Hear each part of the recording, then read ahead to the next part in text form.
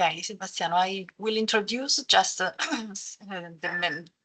theme of this workshop because our idea was to have more students today because we thought that the workshop would be interactive, more interactive, but it's okay also. And this is the second workshop of our support in the program Biotech Venture Pathway as the University of Calabria. The first workshop was intended to explore the main topic of investigation of interest for startups investing in the biotech sector. So now this second workshop is intended to form the groups and to highlight the main aspects that will be useful to form groups around the business idea. So thank you very much to our expert, Sebastiano Massaro, which is lecturer at the University, Surrey University of UK. If I was correct, okay, it's correct. Thank you very much for your support, for your experience and shared today. So I can leave the floor to Sebastiano. Thank you very much. Thank you, Antonella. Thank you for the introduction, and thank you for the opportunity of interacting with students of the Biotech Venture Pathway. Now, hold on a second. Okay, as regards myself, so I'm an associate professor of organizational science, behavioral science at the University of Surrey. Before I was at the University of Warwick. I was visiting, and I'm still visiting, University of Calabria, and that's one of the reasons why I'm engaged in this project right now in this delivery. And I also have engagement at the University of Cambridge, plus a number of other universities in the UK. My background is very heterogeneous. I studied in the US, I studied in Italy, but I'm a deeply European scholar. Why am I presenting to you? Why I've been asked to do that? Because both in my research and as well as in my teaching, also in executive engagement, I focus on management and leadership, and with the specific focus, specific interest in the interpersonal dynamics, meaning how people interact, how people make decisions together, and how ultimately this decision can lead to higher effectiveness in organizations and in teams. And within this engagement, I am also particularly fond of the biotech sector. I deliver a course at the University of Cambridge in biotechnology entrepreneurship, which is based on my earlier background, despite having a PhD in management sciences. At UCL, I also have a background in the biotechnology and the neurosciences. So in a way, I think that my expertise has somehow shaped the way in which I would like to deliver the content today. So as I was mentioned before, we're focused a bit on on what teamwork is, and then we'll engage in some activity. Now, I think it's quite important to have some objectives that we'll try to match today. So the idea is what is team building, what is teamwork.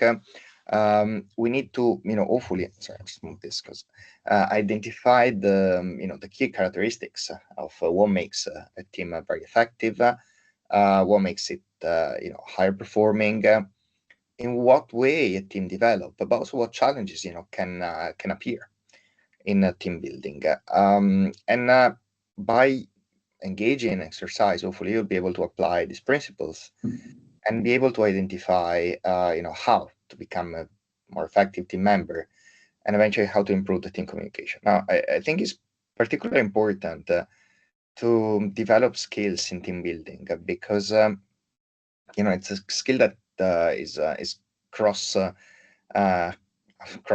cross sectorial, cross domain in everyone's life. So it's not just for your specific learning output today, but is more generally speaking for you being as a member of society. So it's an extremely valuable skill, which is often overlooked by many organizations, and that's why it's very relevant, especially in the stage in which people are thinking about creating a startup or thinking about developing a new venture, to identify the best way to work together, because the challenges that the environment is presenting, the market, the technology, the innovation, it's all right, are already there. So hopefully you don't want to add more challenges to your pathway towards success. And by leveraging some principle about team building, you will be able to buffer at least those concerns. So the take home for you is actually to understand what are the strengths, the dynamics of team, how to work better as a team member, how to design actually the team processes in a way in which you can communicate with each other, handle conflict, and ultimately be more productive and more efficient in your work. Now, as I mentioned, the structure of today's workshop is going to be like a sort of like I call it practical theory. I'm not going into names of like the many various thinkers that have been engaged into team dynamics, teamwork, interpersonal dynamics. There will be too many. And the aim of today is not to present something scholarly. So there is absolutely no interest in me or in you, I assume, in giving you a set of references, which anyway, they're available whenever and if ever anyone wants. But it's more to give you some distilled aspects of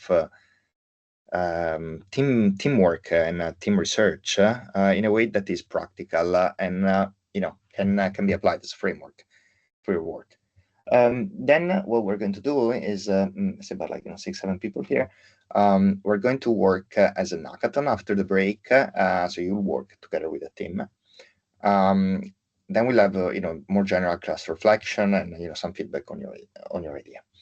So we'll have a break around about like 40 minutes or so after I finish the theoretical part, and there will be a clear hackathon slide that indicates when the break is. Now, one thing that I like to do, since there are like just so few people here, so is if we can have maybe a round of presentations already, just so you know who I am now. I like to know a bit more about who you are. Also because I might slightly change the hackathon format depending on your interest. So if you don't mind, like just giving a brief introduction, like your name, where you're from, why you're here today, and what you hope to gather, that would be very useful also for my delivery in the next few slides. So I can start with Antonella, so it's the first one on the list. So just call in alphabetical order, just yes, that yes, okay. There are never volunteers, so so just a brief introduction. Oh, why are you here? We hope that someone will say the presentation. Well, that's the aim of the format, right? If people don't interact and don't talk, yes, then yes. it's difficult to build a team in general. Yes, it's very difficult because our aim purpose is to form groups in order to contribute to idea business formation in this program that is intended to support groups of people working on startups. So it would be very interesting to hear from you. Okay, thank you, Katarina. Hello, hi, Katarina. Hi. Hello. Hello. So I'll be the first. Yes, okay. So I'm Catarina. I'm from Terceira Island in the Azores. So I'm a little bit earlier than you guys. It's earlier here. About myself, I am a master graduate in biotechnology. I worked in research and in different fields.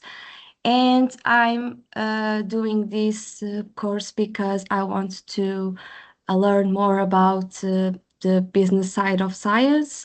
That's what I'm hoping to get a more career in that space, I would say.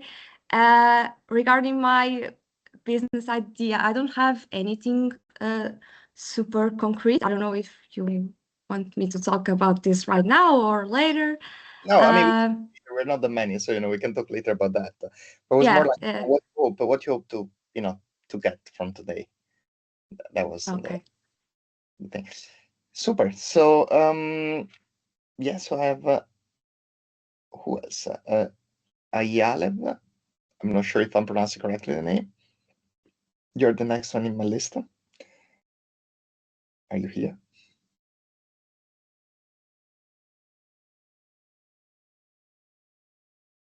Anyone else who wants to just have a chat? Sergeyev? Sergeyev? Philip. It's Philip. Oh, Philip. Oh, sorry. Yeah. Apologies. Okay. Yeah, no worries. So where are you from? All right. You? Yeah. I'm a PhD student from Helsinki, Finland, and yeah, like I'm studying oncology, hematology, and I would like to know more of business side as well of science, and yeah, like ideally to get useful skills for like future possible like startup or like yeah, business focused activities in my next steps of career. Okay. Super, thank you. Do we have someone else would like to introduce? I have Edoardo, Francesca, Jacopo, Teresa. Yes, hello. Do you hear me? Hi, yeah, Jacopo. I hear you. Shit, And I sorry. see Yeah. Give me a sec because I have my background. Yeah, I will come back. I have my background on. no worries.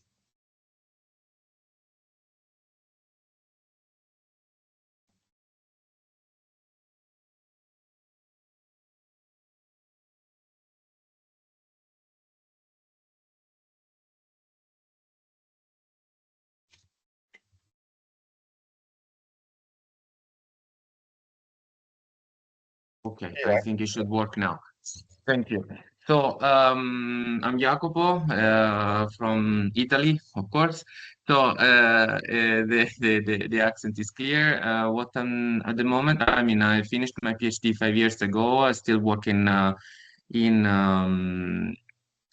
biology, medical areas. And the thing is that I would like to start a startup myself, but I have no idea where to start, of course, because coming out from a university, university gives you a hint, especially from biotechnologies, or what is it, but not how to build it.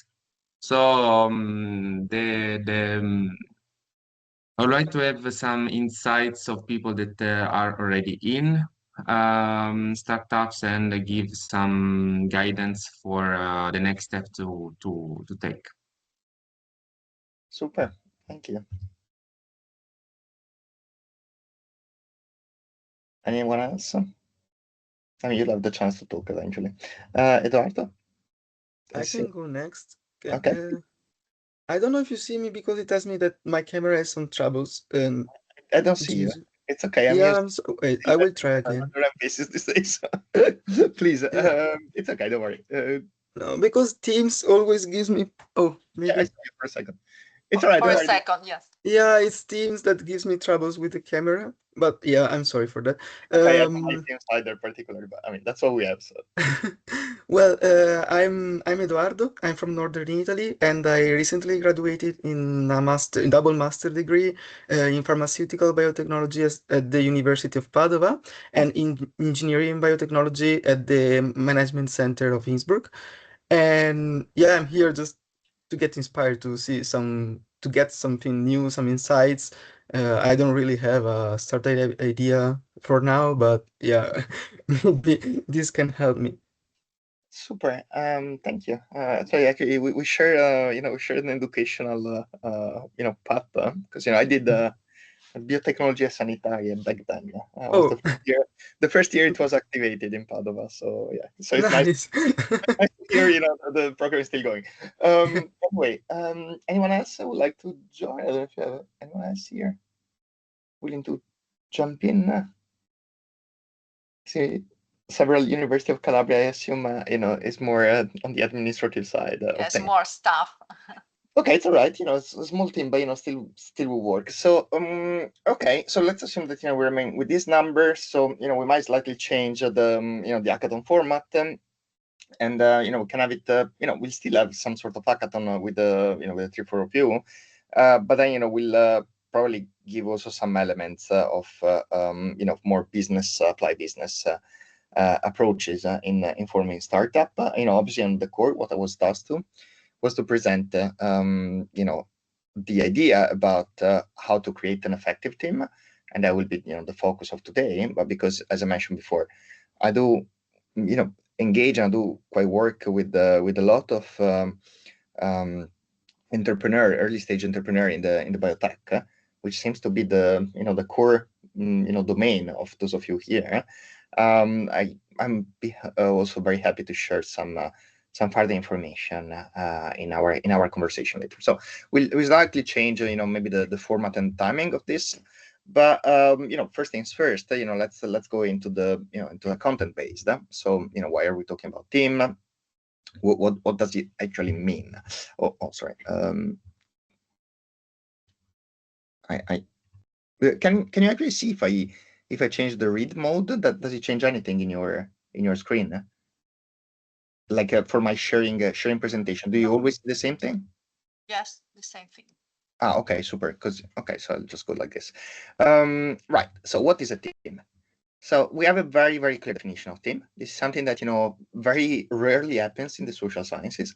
I do appreciate that most of you are coming from natural science background or the formal sciences background, where definitions tend to be quite precise.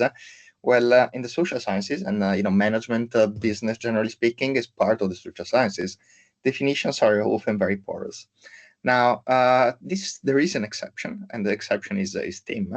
A team is defined as a group of people with a commitment to one another, to the team, to a higher level of achievement, to a common goal, and to a common vision. Now, it's important to identify the idea of team, and the literature is very specific in defining what a team is, how many people are forming a team, and so on and so forth. In general, at least from the research point of view, team is considered anything which is like 3+ member. 2 are dyads, 3 is like at the interface. From 4 onwards, you have a team. Now, clearly, if you have like too many people, then you become a group that can still work as a team.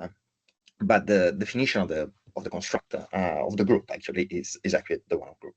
Now, what is important to consider here is that this definition reflects a number of elements that are part of the general management sciences and organizational behavior. Those of you who have encounter management or study management, might surely relate to some of these terms that are presented here.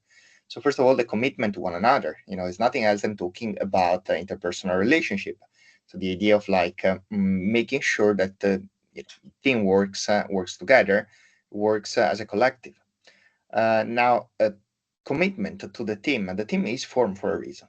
You come together either because you have an intrinsic motivation to come together, or because you might be required to do so, like today, for instance. As I put you together in teams, you will have a task, and so you will need to commit to the team task. Now, the idea of working together, working in team is as old as mankind. The idea is that by working together, it's easier, it's faster, it's more effective to reach a higher level of performance compared to working solo. But in order to reach this higher level of performance, it's very important to have a very clear objective, a clear goal, and a clear vision. And this is not about strategic management, but one of the core and mainstay in any strategic management class you do at any MBA level. We start with the idea that any organization has a mission, has a vision, and has some values. And because some of you here are interested in developing an idea towards a startup, one of the key instruments that any startup, any organization has is the creation of a business plan. I don't know if you will encounter this, in your future learning elements, but or if you have encountered it already. But one of the key recommendation that I always provide to people that come to me for, say, consulting about, how to create a business plan in biotech is to be very, very, very clear about what's your goal, what you want to reach, what is your vision, how you hope that your innovation is going to be successful and improve society, patients, environment, or whichever is the focus of your innovation, and then as a very clear set of values under which you develop your startup. Now, applying this principle to the organization is nothing else than applying this principle to a group of people working together. Because at the end of the day, any organization is made by humans, at least one human. That's actually the legal definition. And more often than not, there are more than one individuals working for an organization. So clearly, the definition here of team is suggesting that it's important to work as a group of people that have a clear alignment with the organizational goals. Otherwise, there is going to be a poor performance towards the organization and of the team in its own right. Now, why are we talking about teams? What are the pros about teams? Why are we really focusing on the idea of like working together? Well, as I mentioned before, teams they move beyond what a single person can reach. The sum of the part is the idea of a team. So the part can work both operationally as well as creatively. You bring together, different skill set, different expertise, different education, different backgrounds, and this is an antecedent of richer ideas that can actually fit together in order to tackle important challenges that are present every day, whether in the specific niches, it could be biotech or for the wider society. Now, together, we're bringing together, sorry for the sounds here, bringing together different skills and different expertise. Obviously, you can learn from one another. So team is not a static construct. The team is a very dynamic entity that is self-learning in a way. Obviously, you need to have the right attitude in order to learn, in order to make the team more effective, and that's what we're going to cover today. But it's very important to understand that team is not just a sum of skill set, a sum of expertise. It's also very relevant in the way in which the interpersonal relationship at the person-to-person level are formed.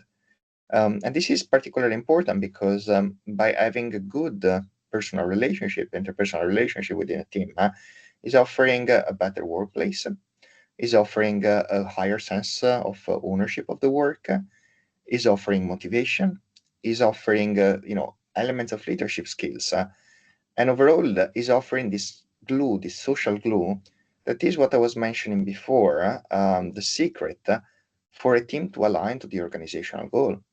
So in sum, what we have here is the idea that working together is more effective than working alone. Working together brings together skills, expertise, so the technical component that might be required. I always like to think about a team as sort of like building a house. Well, you need a number of experts. You need the architect to design it, the engineer to do the structural weighting. You need I don't know, say you're building some remote place. You might need some geological expert. You need some legal expert. You need someone who's just managing the project. You need the builders and different kind of labor to obviously refine the way in which the house is going to be built.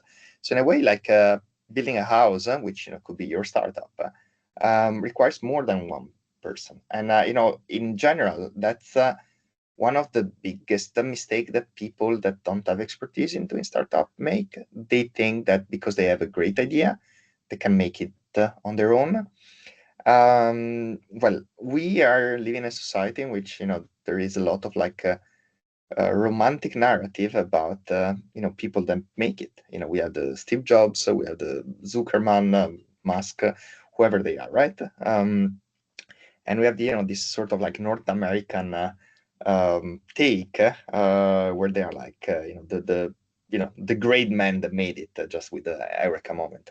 Well, behind that, there is always more. It's very rare for one single person to become a solopreneur. It's way more diffuse and I would say also more effective to work together, to work as a team. So there is a tendency, especially when someone has a brilliant idea, to really feel the ownership of the idea, like sort of a baby. And this, translates also in issues that, later on can happen for successful startups, which is when the founder, when, the person who had the idea, the entrepreneur, eventually needs to understand doesn't have the skill anymore to make the startup grow, and so it's best for him or her to leave. This is quite important because there is a sense of ownership in things that is very ingrained in people, and so somehow sharing this sense of ownership in a team which is working effectively is possibly the best way to move forward the plan of any startup in any of organizations. So it's very, very relevant for a number of reasons. Working teams for a practical reason, for expertise reason, for social reasons, but also, as a sort of like a check of where you stand within your environment and within your startup. Now, clearly, as there are pros, there are also some cons in working as a team. Physiologically, collective decision are slower than individual decision. It needs a lot of conversation, more than compared to just one individual data point, so to say, decision making. So it needs a lot of conversation, it's a lot of effort.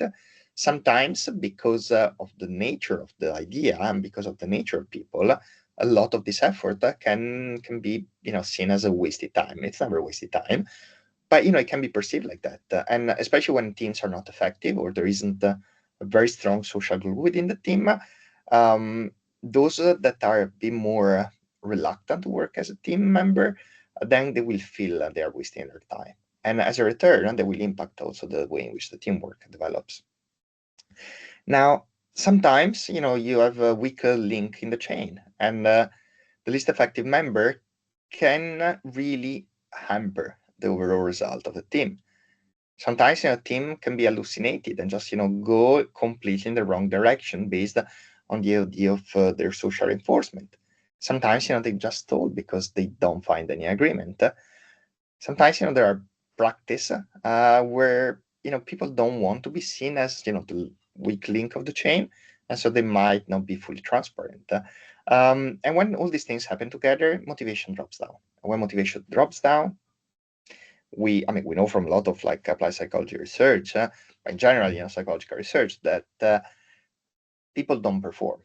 Motivation is one of the strongest driver for performance, and especially when you are very committed to an idea, you won't to be slowed down. So it's very important to try to prevent these issues in teamwork, which are inevitable anyway, because to some degree they always happen in teams, and they are also part of health check in teams. Recognizing what the issues are and then being able to address them is probably the most effective way to work collectively as a team. But regardless of the concern on the issues that might happen in teamwork, it's extremely important to focus on the benefit of team. The benefit of working teams, because ultimately it's not just about bringing together people, and that's where I would say in general people don't see the value of exercises like this one in team building. Many learners, many even founders, they think that it's enough to go together, to meet together, and that's that's it. That's a team. That's a formed team, and they might share a common goal, and they might go along well together, and that will be enough for them. Yeah, super. But what you want to have is not just any team. You want to have a highly performing team. So in order to be in and part and create an highly performing team, you need to have a number of elements that we'll unpack, and you will unpack working together, which are the purpose that should be shared, the goal should be the same. There should be a same level of engagement, of commitment, and a commitment could be simply like showing up on time. Could be like doing your dues, your homework that the team is requiring. Being able to communicate not just in a positive way, but also communicate the negative aspects of the work. If there are issues, it's best to always, in general life, it's best always to present them rather than to keep them for yourself. Because by presenting this, you're able to face challenges, and you're able to build within the team the trust, which is effective in order to make all this interpersonal relationship work. And when interpersonal relationship work well, then the overall process work well. And if the overall process works well, then the process can be improved, but also you can deliver more positive results. So in a way, team, yes, is like putting together people. By putting together people in a very carefully selected way. And especially for those of you who are like at the stage of, I might have an idea, or I will have an idea at some point, and I want to build a team together, then it's fundamental to have the right people in your team. It's not enough just to call the friends, but you need to have experts. That's the technical part. You also need to have experts, or in general people in the team that you work well with, because you can have the most skilled person that lacks completely of interpersonal relational skill. Team will not work well. You might have the best buddy, that you go and have your let's say coffee break, since we are in an Italian context here, daily, and have amazing chat and know everything about their life, but they might be just lazy, not committed, or not skilled enough. So it's very important to understand that teamwork, not just for the sake of knowing there is teamwork, but in order to identify what are the key elements that can deliver a team which is effective. And this is because in the literature there is a clear definition between teamwork and team building. Now, team building is we put someone together and we get a goal. That's all I'm doing with you later on. Just put you together, you form a team. I'll give you a challenge, and you eventually reach the challenge. Now, teamwork is very different because it's the process, is how each one of you puts forward what we discussed so far. So the technical element, the professional element, your intelligence, your creativity, and you blend them together to reach a common goal. Now, clearly, you cannot do teamwork if you don't have team building. Now, team building, as I said before, like in this case, it's going to be imposed on you. But when you're forming your startup, you're essentially choosing who you want to work with. And that's why it's very important to know and have it very, very clear in your mind what the skill set, the expertise, the personal element that you possess can bring to any team. So I'll give you this very silly example, and those of you who are Italians here, might be able to relate. Back in my youth, I remember, after school, I was going out and just playing football, as most of the kids do, with my friends. And at the beginning, there was always this like, okay, how do we form team? Right? Well, a bunch of, say, 10 kids, and like, okay, 5 versus 5, super. And I remember there was a friend of mine that was like extremely good, very tall, extremely good in goalkeeping. And everybody wanted him as a goalkeeper because he was like a sort of like, oh, he has the skills. He knows how to stop the ball. And so there was always, this very, very engaging in a way. Now I laugh at that idea about having him as a part of our team. And as I was preparing this slide, I thought about that today after a long time, because it was nothing else than actually preparing a team for a teamwork. It was actually choosing who we want to have in our team because we knew what the skills were of this person. And obviously, the goalkeeper is a very relevant example because it's very unique. I'm sure everybody's familiar with the general principle of football or soccer. But the idea is that your goalkeeper is very unique. Is one per team. Is the only one that can use their hands to touch the ball. So in a way, it's very relevant because it provides a unique resource to the team. And when someone is skilled, everybody wants the person who's skilled. Now, why am I saying this? I'm saying this because you need to be very careful, and that's probably the most important take-home from today. You have to be very careful on the person you choose to work with. They can really make a difference in your working life, in your personal life, and can really reinforce the team in a way that otherwise you wouldn't expect. Now, you might say, okay, so how do I choose people? Well, obviously, it's contingent to what you're doing.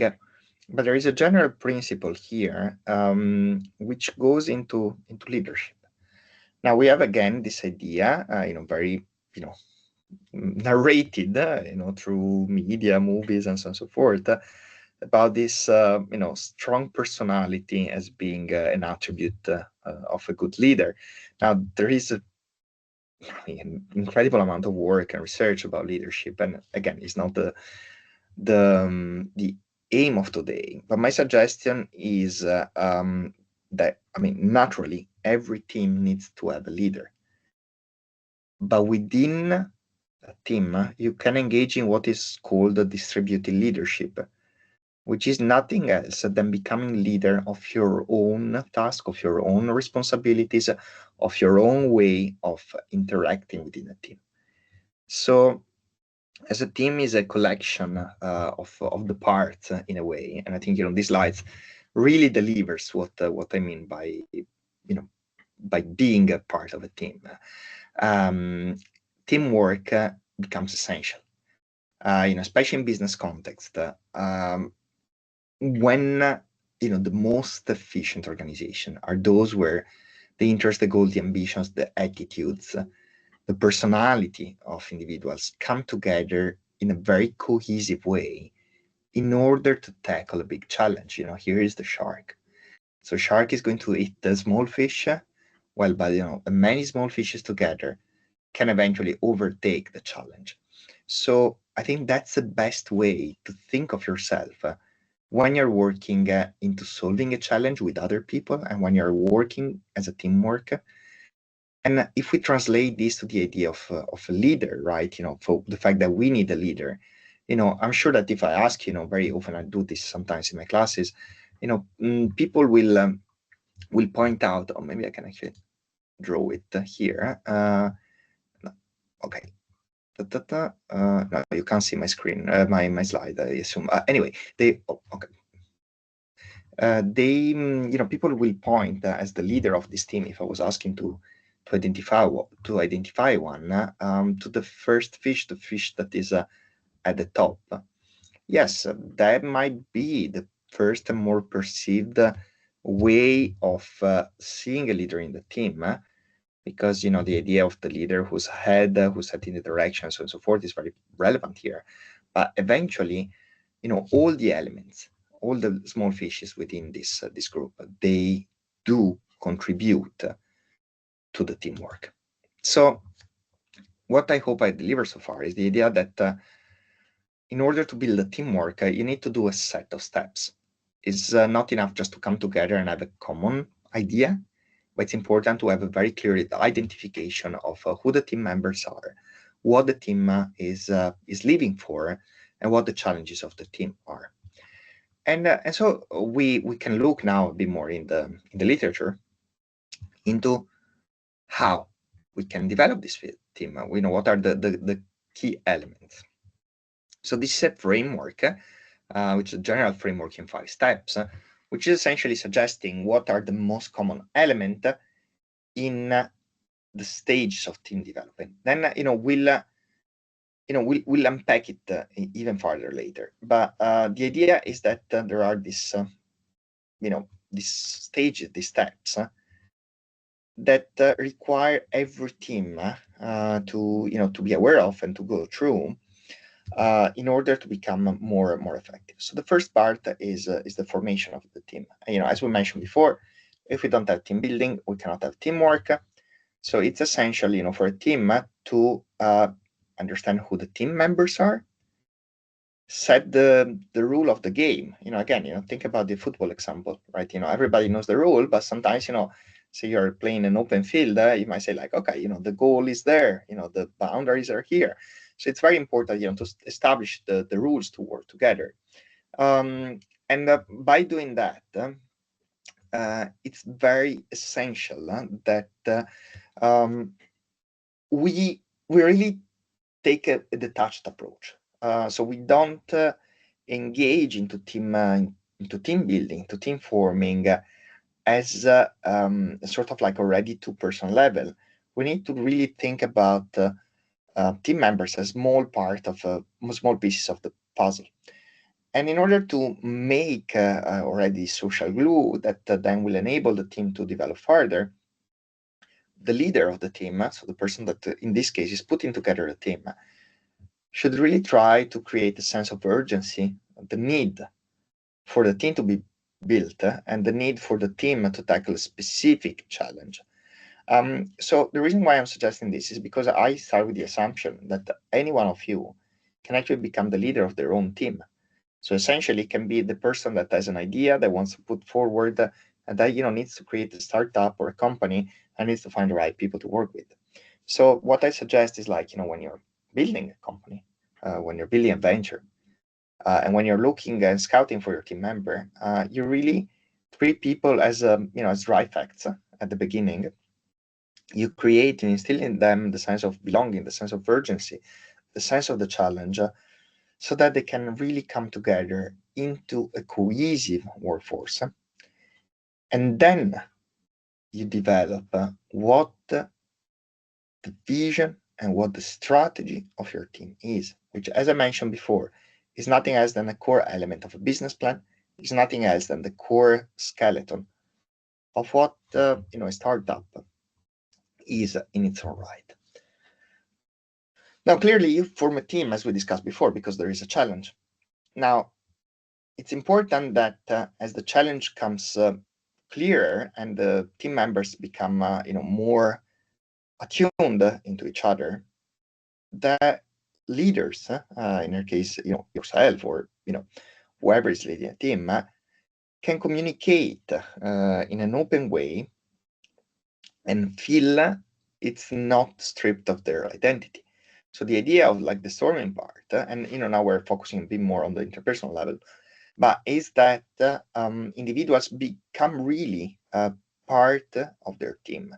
They feel they are their own people, their own person in their own right. But at the same time, they start to embrace more and more the idea of working as a team in order to deliver the goal, the common goal of the team. Now, what happens often is that at this stage, you see people that are starting to resist to group leader, people that come a bit hostile, people that maybe don't have the skill set, interpersonal or experiential based, or ideological in the sense of having a shared view for ideas of the rest of the team. So it's very important to reassess the team at any of these stages. As we'll see later, every time the team changes, you kind of need to start from scratches, and that's one of the mistakes people working in team do. They often think that if someone leaves, then team can carry on in the same way. Well, that's not true. Team should always be reassessed. And just to be very frank, that's one of the major issues that happen when organizations, for instance, are making people redundant, or they're getting rid of people. Well, they think that just enough to just somehow eliminate from a teamwork someone that that is not needed anymore. But by doing that, very often they fail into reassessing what the team composition is and what the task is, and that usually creates a lot of unhappiness and teamwork work way less effectively. So after storming, there is the norming. Now, norming is okay, we have formed a team, we know who's working here, we know what the goal is, we belong to the team. It's really a sense of belonging, the sense of formalization. And what leaders should do is really try to empower other people to act. It's really moving into the stage in which people are not becoming strangers anymore. They are effective part of the team. They share their views. They are allowed in a way to have relevance in presenting their views, and not just as a team member, but as co-creator of the innovation. Finally, you need to work. Essentially, you need to work, and the work is challenging, especially in the startup context, especially in the biotech world. It's not enough to have the good idea and the good people. You need to set the vision that might take longer than what you need. So it's very important within a team to set, but in general, for your own professional life, to set the stage of short-term wins And this is because, again, this taps into individual motivation, which, as I discussed before, is one of the key drivers for team to work really well. Now, don't let up, don't give up, especially in the context of startup. It's a very, very challenging, very, very difficult avenue. You will see that, the majority of startupper, they actually, or, successful entrepreneurs, let's say, they start from a history of failure. Every time you fail working as a team, working towards a startup, working towards a business idea, you will learn something. So don't be discouraged if your team, for the first time you're forming a team, doesn't reach a goal. That's a part of the game. But learn from it. Learn whether the group, whether the team, was composed by the right people with the right expertise, whether the social bonding was correct, was the most effective for your way of working. Because clearly, everybody's different personality, and you might have the best people in the world, but just simply not the best people for your team. And never give up, and keep pushing.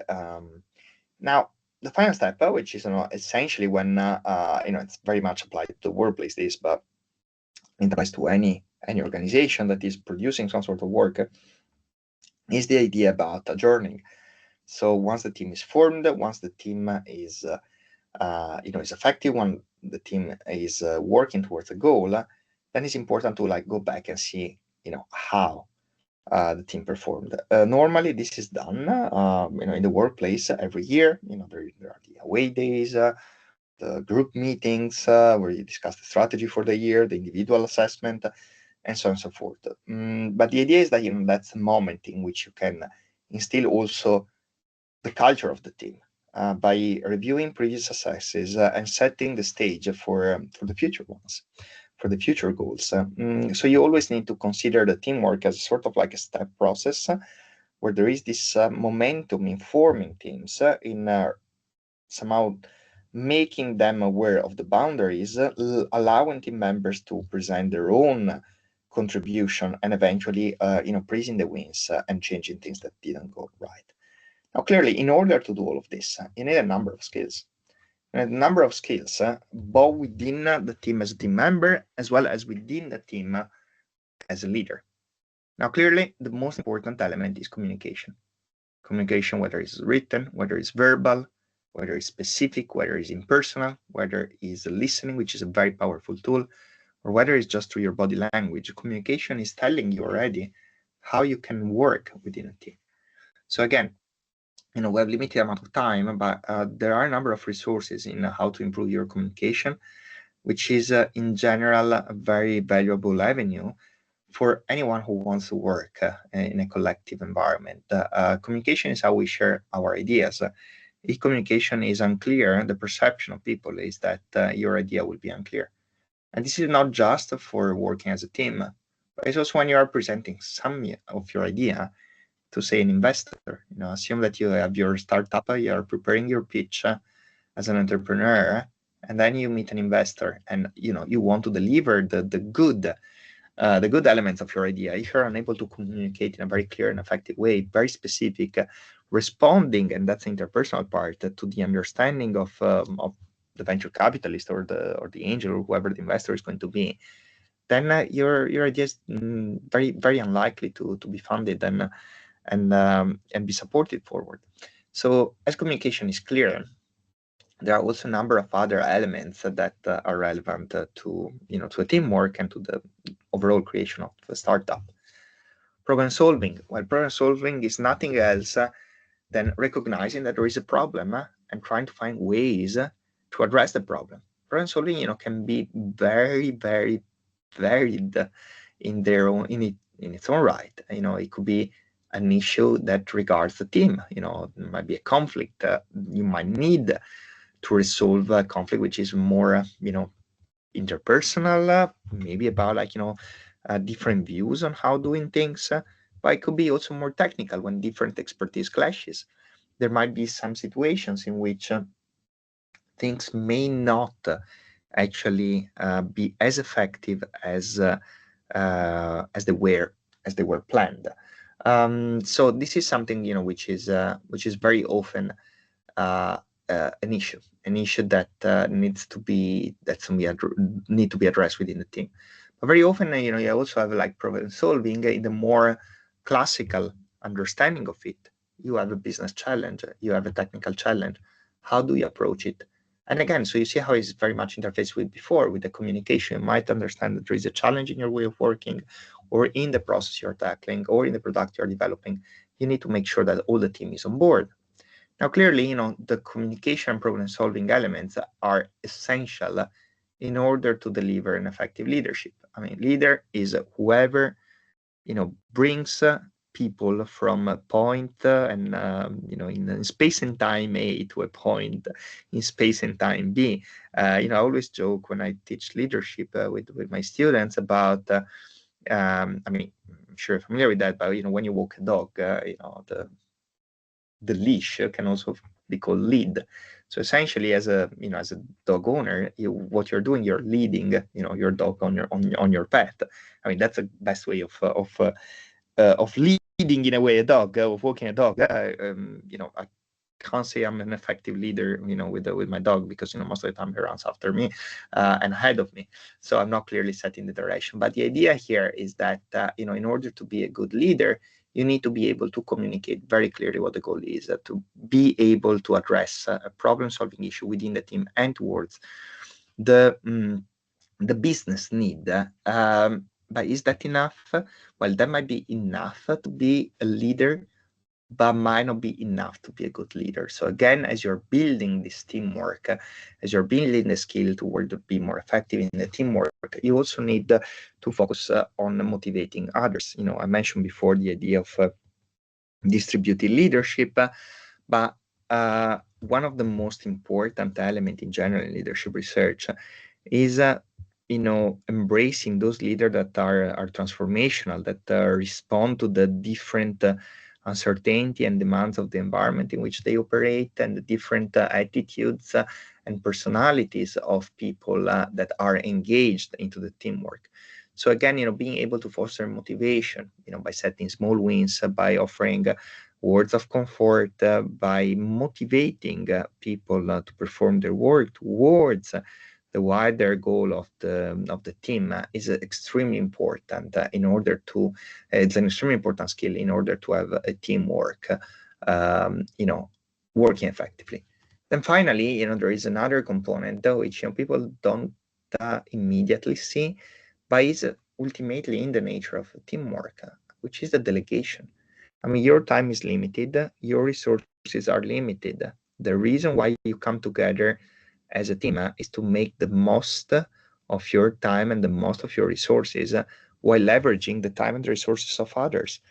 And in order to do that, there needs to be a very clear process of delegation. Each team member should have a very clear role. Now, this is something that very often happens as the team progress. I've seen many startups at the early stage. What they do, they engage in a lot of brainstorming conversation, which is essential for idea generation, for idea creation, for knowing the team members, to understand also the way in which people can work better. However, at some point, there is someone who has to present the idea to the investor. There is someone who has to prepare the deck. There is someone that has to do the market research. There is someone that simply has to answer to the email. And that's why it's very important to have within your organization, within your startup, a very clear definition of what the roles are, what the expectations are, what the time management is, and overall what the project management is. And this means that everybody within the team should be considered at the same level. From the simplest intern that might join your startup to the CEO. Because by understanding delegation, the idea of like responsibilization and task allocation, you will have a more effective team, because everybody will understand that they are contributing to the overall success of the team. So clearly, as you are going into the team building and eventually the teamwork, you need to keep in mind 5 essential elements. if you want to reach a clear goal, if you want to reach a goal, clearly the goal has to be very, very clear. If you want to work as a team, you need to have effective interaction. If you want to be successful in your team, you need to have people that know how to do their job. If you want to be successful as a team, you have to have people that work well together, they are effective, they know what you're doing, but they do that in a way which is harmonious. If there are no guidelines, if there are no policies, then you need a set of norms that can guide the team. And the norm could be something as simple as, at 10 a.m. we just go for a coffee break. But all of this is glued together and is shared through the idea of effective communication.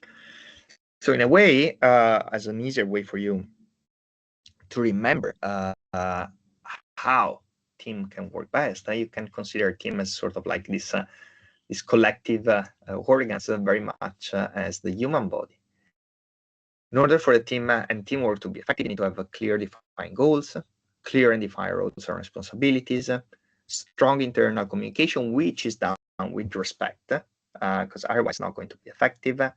You need to be able to be open-minded, accept people with diverse opinions, and harmonize these different opinions in a way in which you can reach a consensus. So, having conversation before coming to a decision.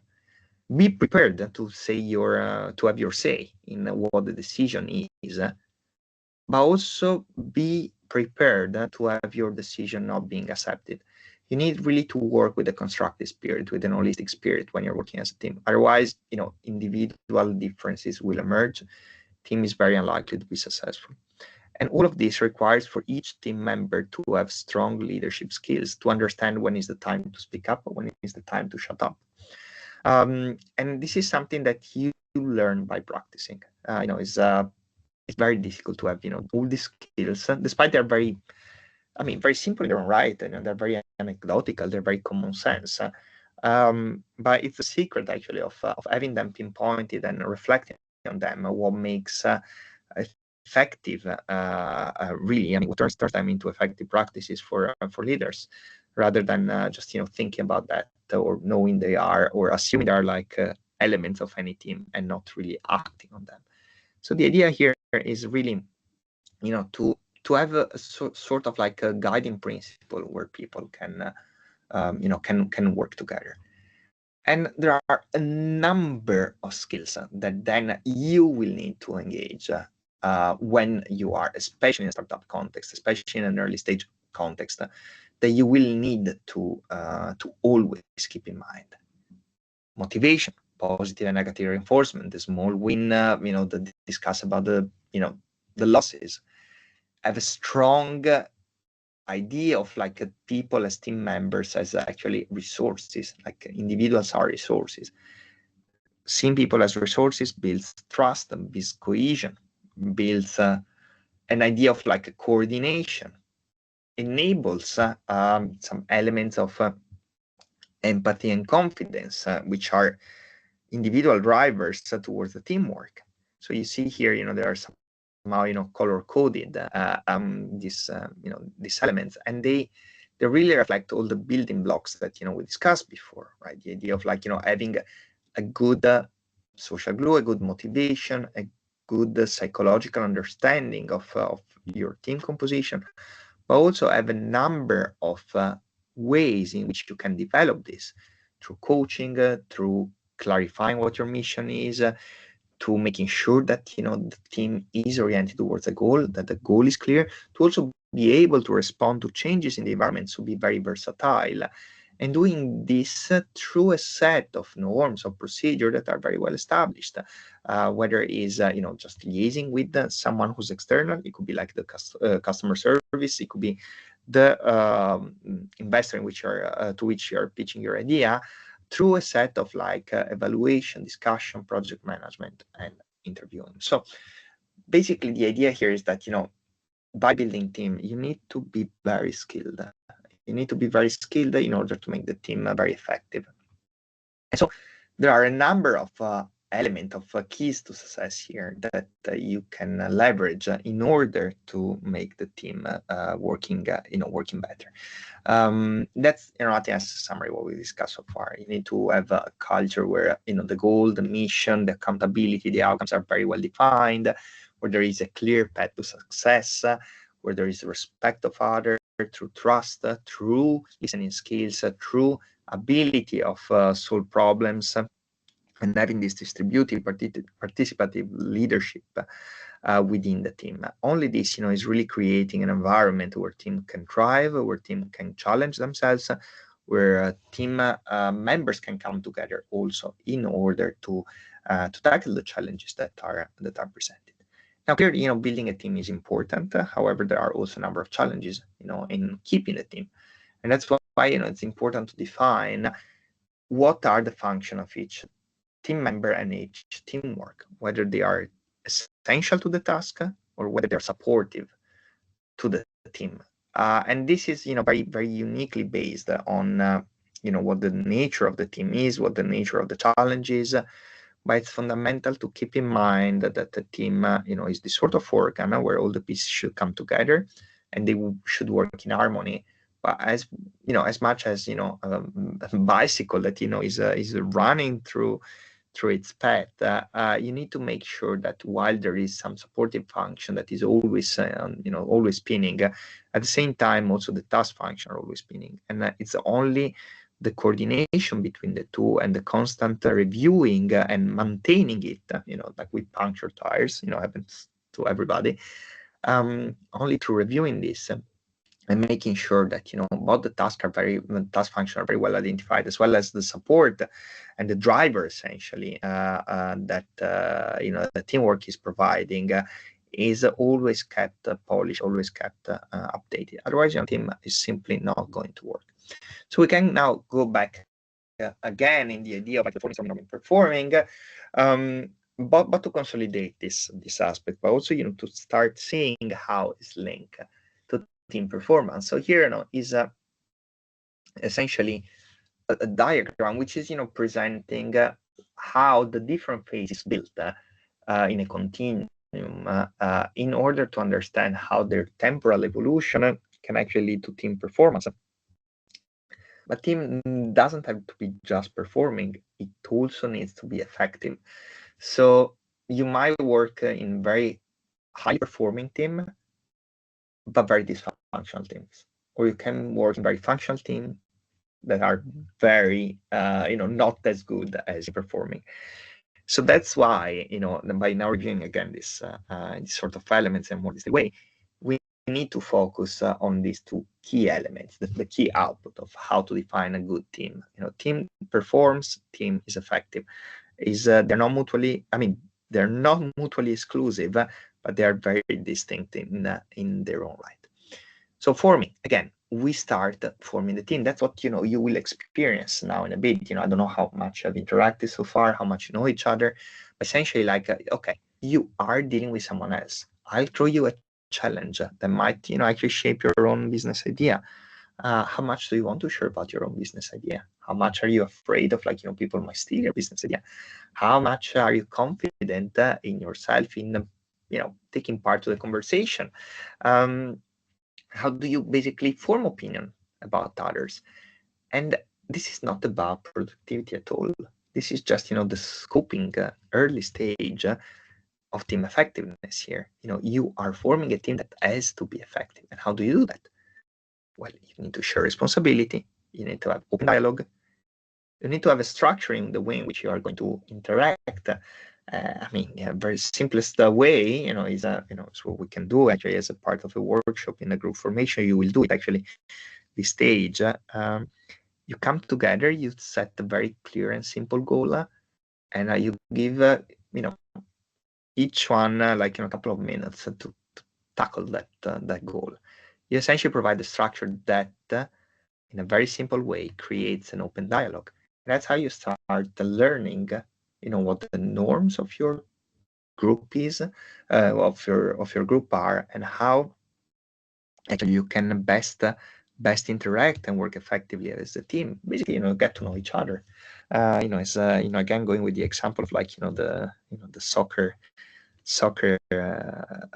play with kids, right? Hey, there is a new kid in town.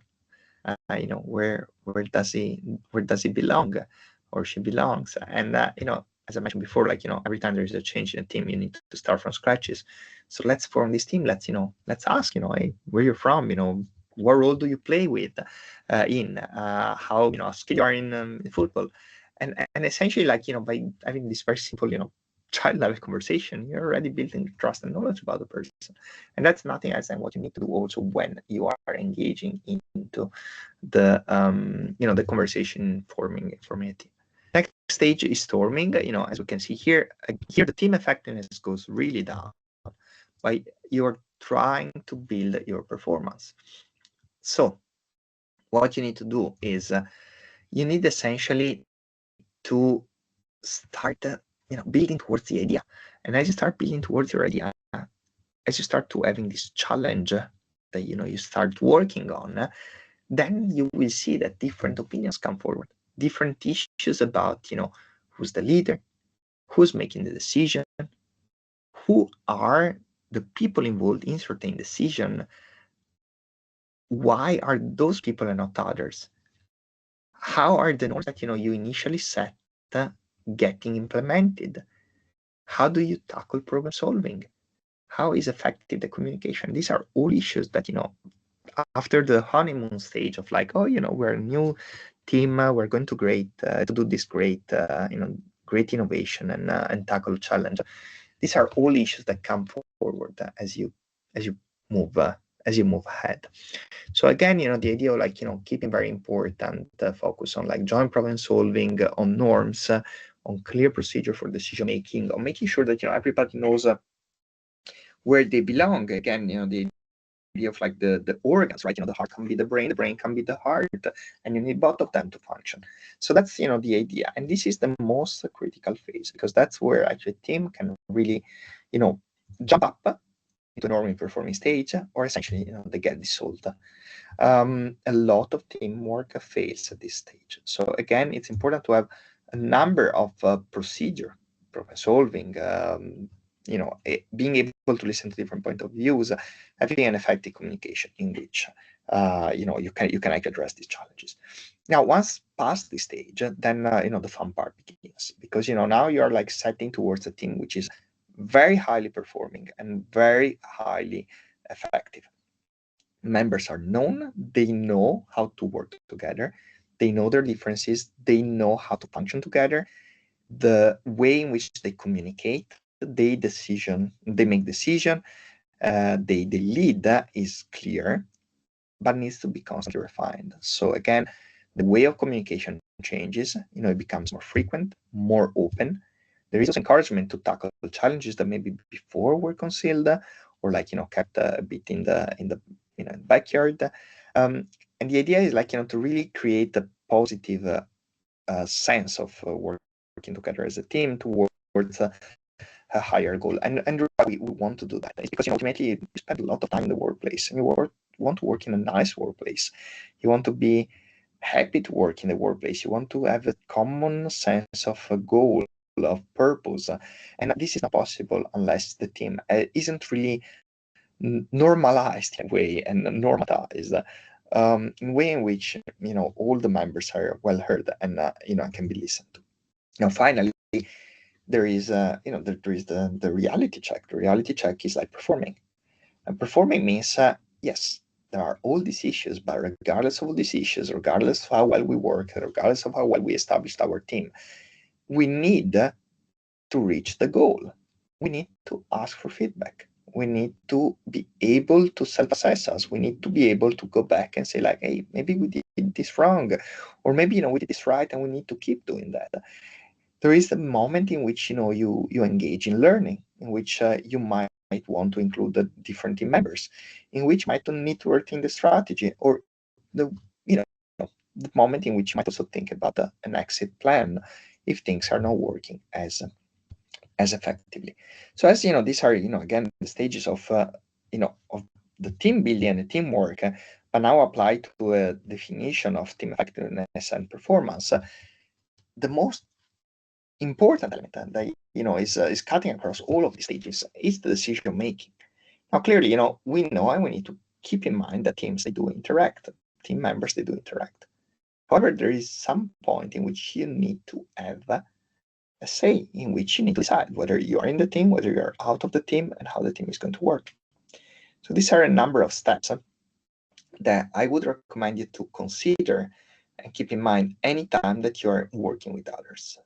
It could be like your partner, it could be your children, it could be your boss, your employee, or simply your team member. But the idea is that every time you're interfacing with someone else, you need to understand what is the issue at stake. And this doesn't mean that the issue has a negative connotation only. It's not necessarily a problem. It's a thing. There is something that we need to solve, that we need to decide on.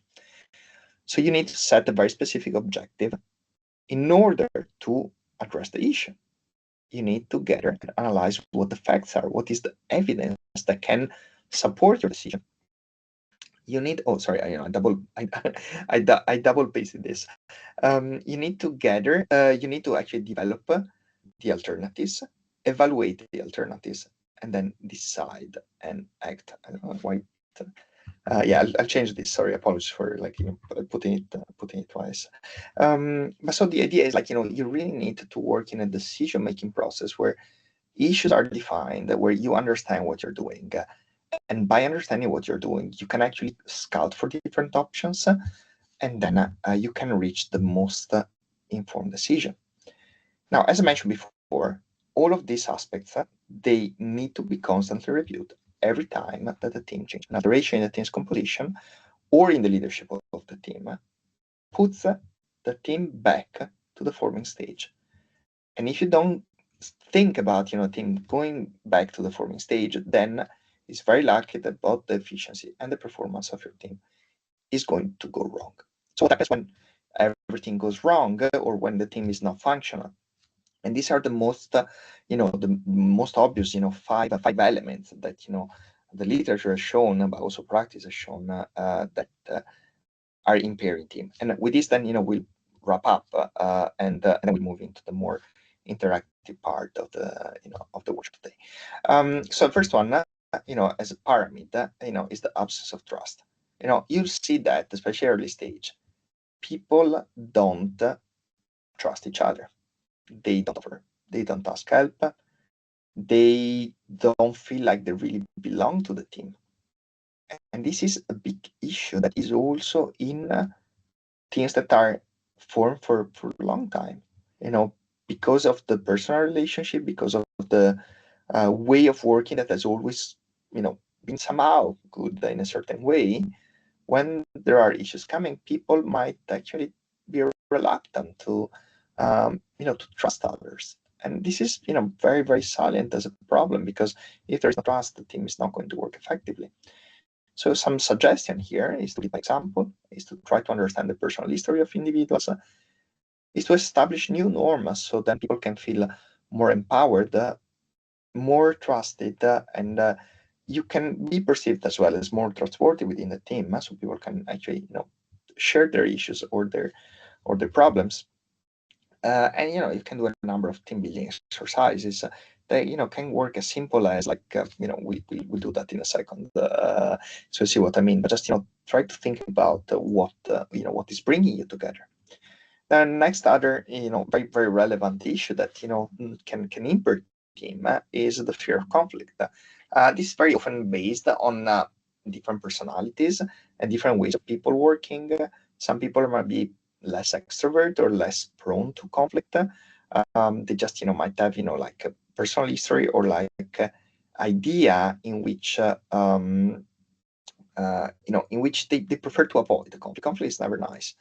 And you see that when people are just basically not showing up, they're like, yeah, okay, whatever, we agree, there is no engagement, no discussion, no questioning.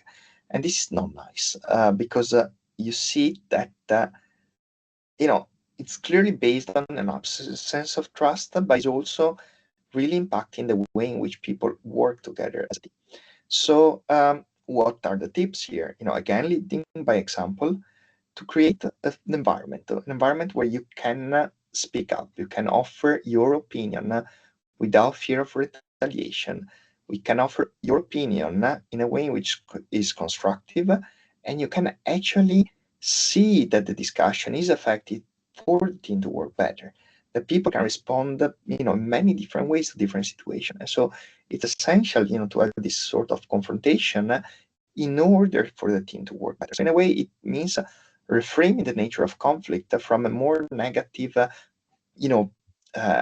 attribute to an attribute that becomes confrontational in the sense of like a constructive confrontation.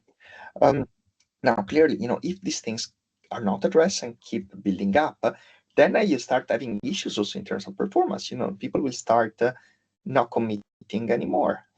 They don't have trust. They don't want to speak up. They won't want to work at the end of the day. Again, this is a very critical stage, because it's the more we go up on the pyramid, to the top of the pyramid, the more you will see that readdressing the team becomes a challenge, and you need to find again a number of solutions in order to save what is solvable.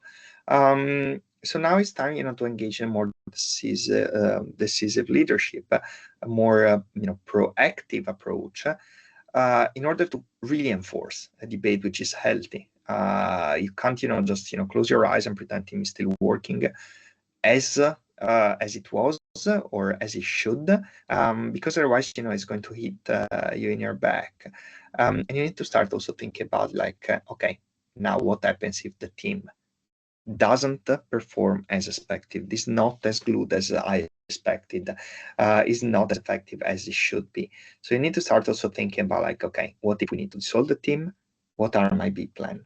And again, this is very important, because these issues happen all the time in teams, especially after the forming honeymoon phase. At the norming stage, you will see how they really become silent, and they can make the difference between a successful team and a team that is not existing anymore.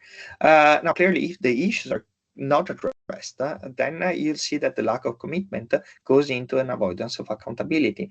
I don't trust people. I don't want to speak up. I can't realize. Well, it's not my responsibility.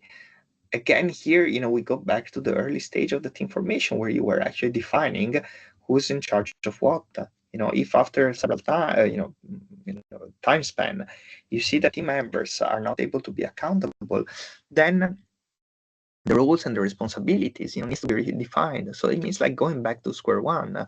The issue is that the team now is deeply compromised. You can still try to be more directive. You can, eventually, engage in one of the B plans that require, team change. You need to start engaging in more top-down monitoring of the team. And that's not nice, because, people will feel controlled. They won't feel they belong to the team anymore, and they will eventually either quit or make the team's life quite challenging. Now, obviously, if all of these things come together, as individuals, the whole team is going to suffer.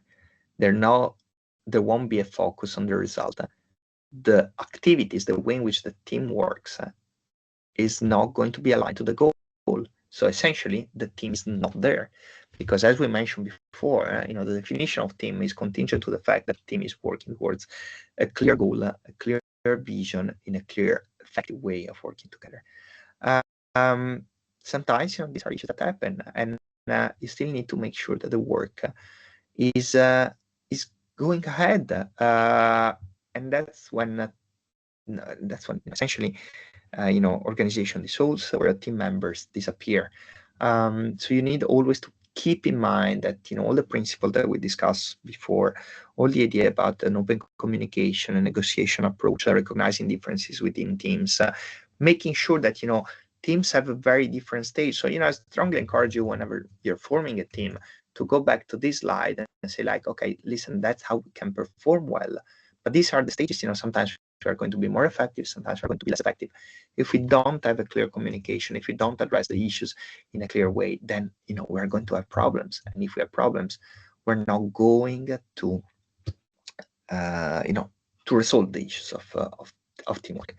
So with this, and I spoke a bit more than what what I expected, but we don't have many groups, so we're still with plenty of time here to do the activity. But I hope I gave you some information about what team building means, what working as a team means, and how we can avoid the potential and very common issues by having an open channel of communication, a very structured way in which we see that information and in which we address each and every challenge that can be coming across team. And this is extremely relevant, especially in the context of startups, especially in context of startup working in the biotechnology world, where the challenges of the environment and the competition is extremely high. If you don't have this set of experiential skill, interpersonal skills, and content-based skills, then it's going to be very problematic to work together. So, in order to do that, okay, what we're going to do actually is more like of an independent learning aspect now. So I was asking to have a group formation, but I assume that everybody will just make one single group because there are 4 or 5 of you. And the first challenge that I was going to ask is find as many synonyms as possible of the team and teamwork. So what I will do now is I'll do a quick break, Antonella, if that works for you. So we can meet at Yes. in say 15 minutes or something like that. So 45 we meet again. And I anticipate already what's going to happen. So we'll first have an overall discussion where you work as a team. You define what the what the synonym of a team and teamwork is, also to see how you how much you learned, and then you basically draw. Figuratively here, you try to be creative in drawing your own team. So it's just a few of you. So it's just a matter of getting to know each other a bit more. And we'll do this all together. Then, ideally there will be a breakout room, but essentially, I'll kind of I disappear and let you work. I'll throw at you, a couple of elements in which you can start working as a team, and then I'll give you the hackathon view, which is going to be very focused in the biotech world.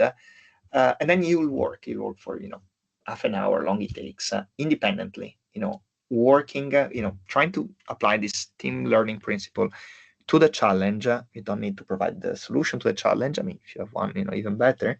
It's an open-ended solution, and then we'll debrief all together on how you work as a team, how you tackle the challenge, how you manage to address what I presented to you. So yes, so that's the plan. So I'll see you in about 10-15 minutes, and then we just take it from there. Okay. Okay, thank you. See you about that. All right, see you in a bit then.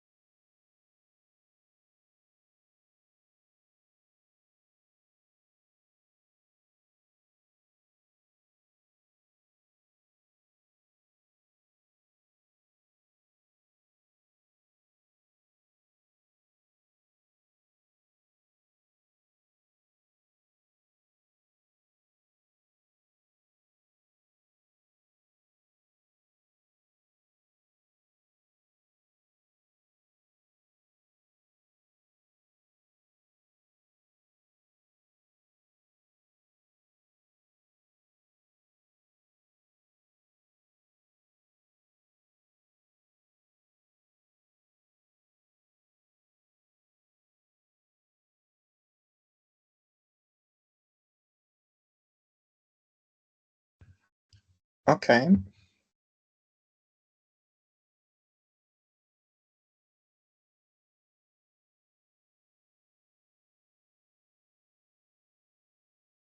I hope everybody's back. Huh? Can you just, raise your hands here, like learner, student, just to make sure that you're here? Okay, Katarina. Have Joanna. Hello, Joanna. Philip.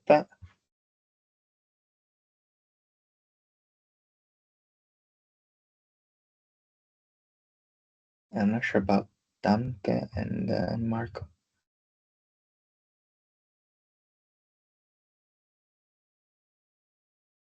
Okay, anyway. Let's, we are three, or you're three at least, so far. Oh, here we are, four. Okay, now, I mean, not really with me, but actually with all of you, you'll need eventually to, start talking. That's an essential requisite of of teamwork and also startup formation. So we've done the group work. You can see my screen, right? Okay, super. Yes. Then the first challenge is very simple. It's like, find as many synonyms as possible of team and teamwork. So I'll give you 1 minute, and I'm throwing you a challenge. And let's do 2 minutes, right? In 2 minutes, in it, and I'm going to be here and and see how you form your team in a way. You need to open a file, a document, and start writing, or even notes, and then saying to me as many synonyms of team and teamwork you can possibly find.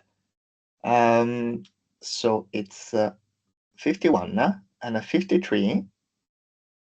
You need to just give me a list. Go. I suggest you talk.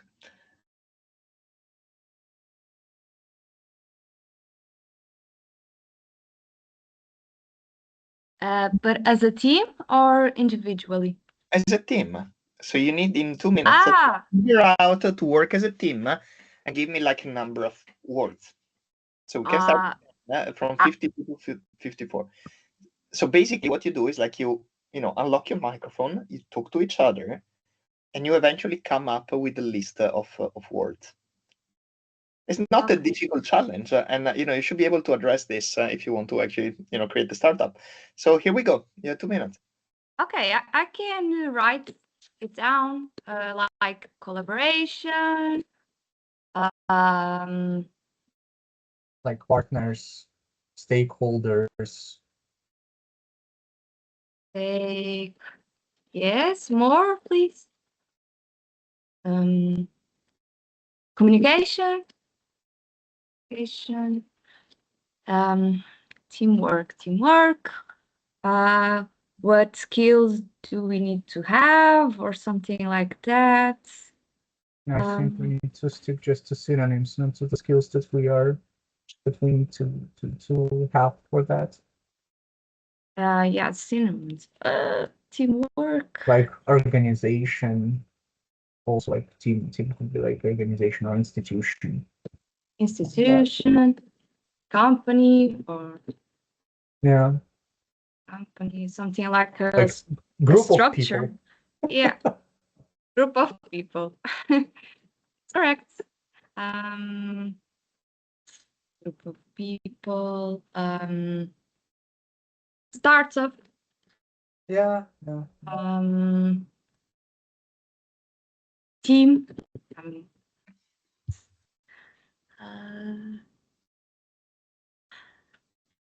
2, 3, 4, 5, 6, 7, 8, 9. We have nine things.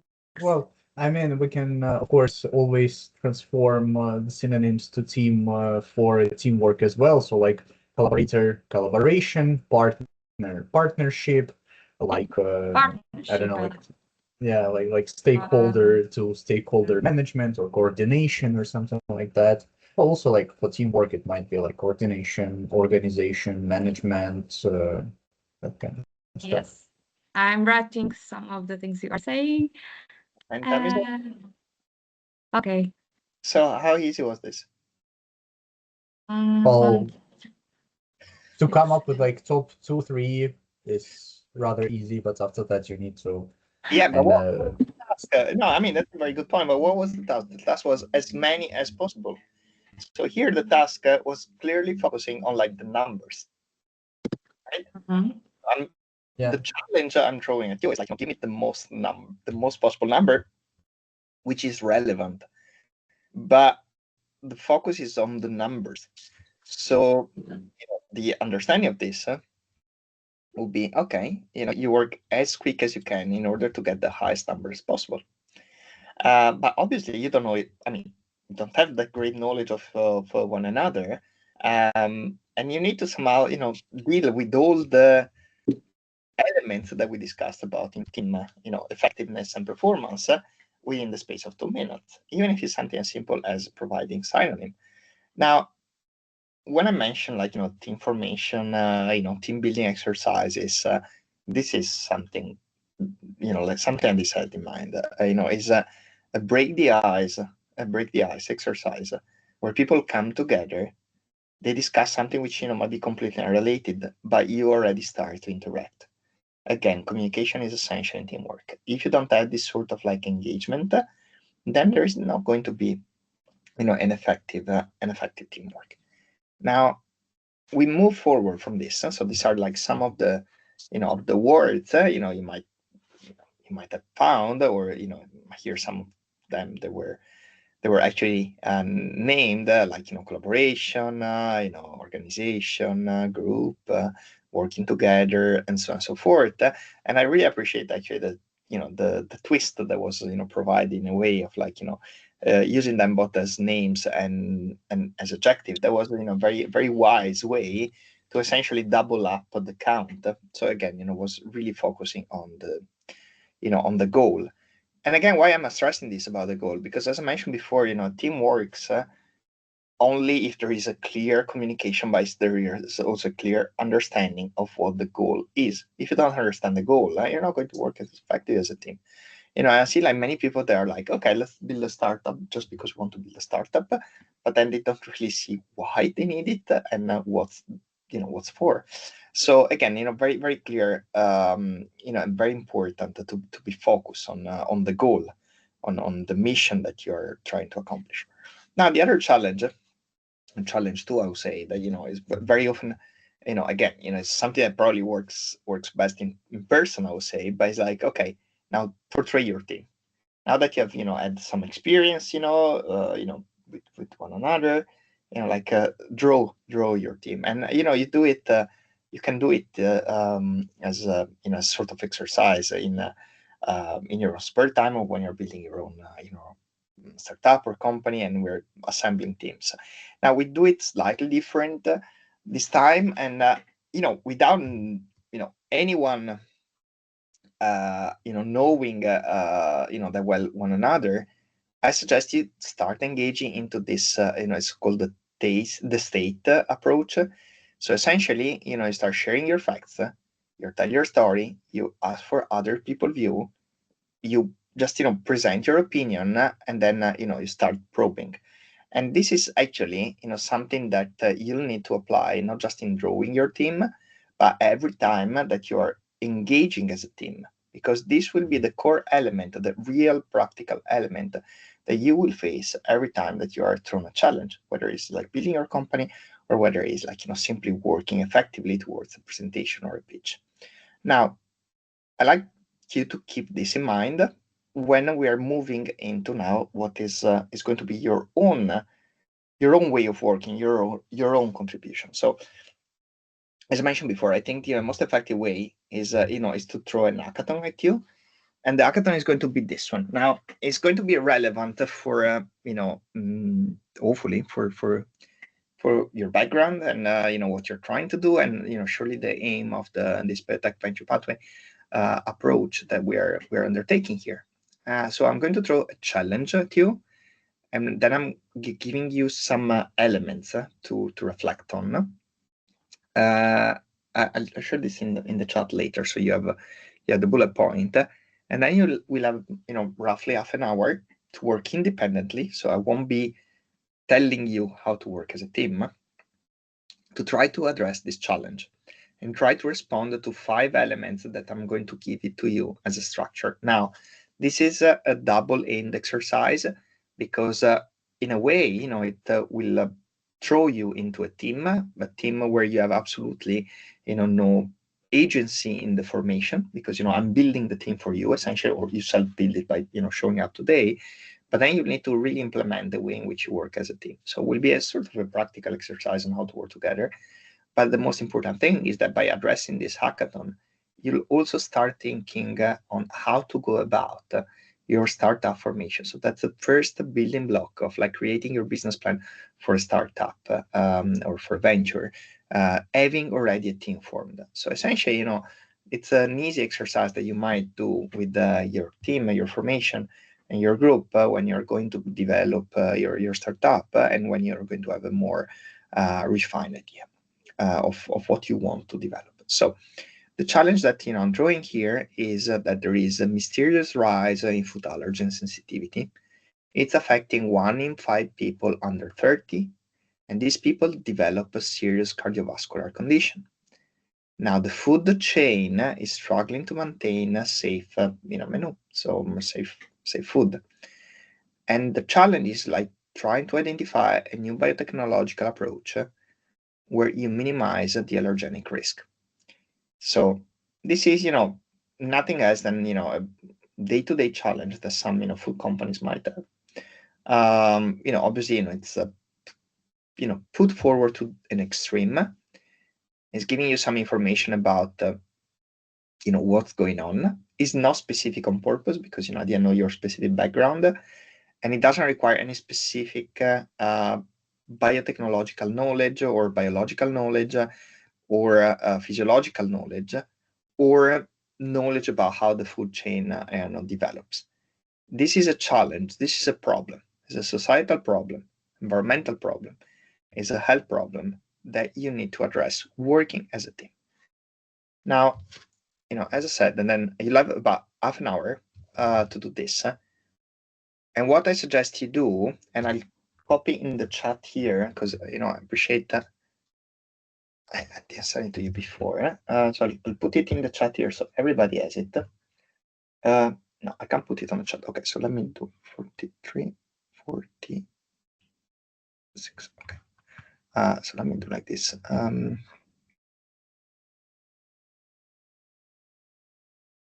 1 second only, sorry.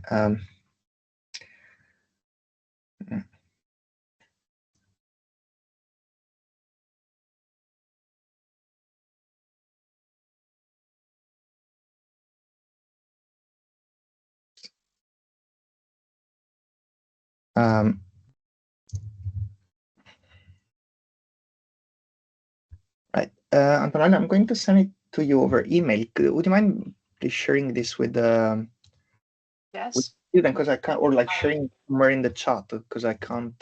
Yes, I can't go to the chat. I don't know why. Yeah, I'm not sure why this doesn't work. So maybe if you can just email them the the hackathon here. These are essentially the slides I'm presenting.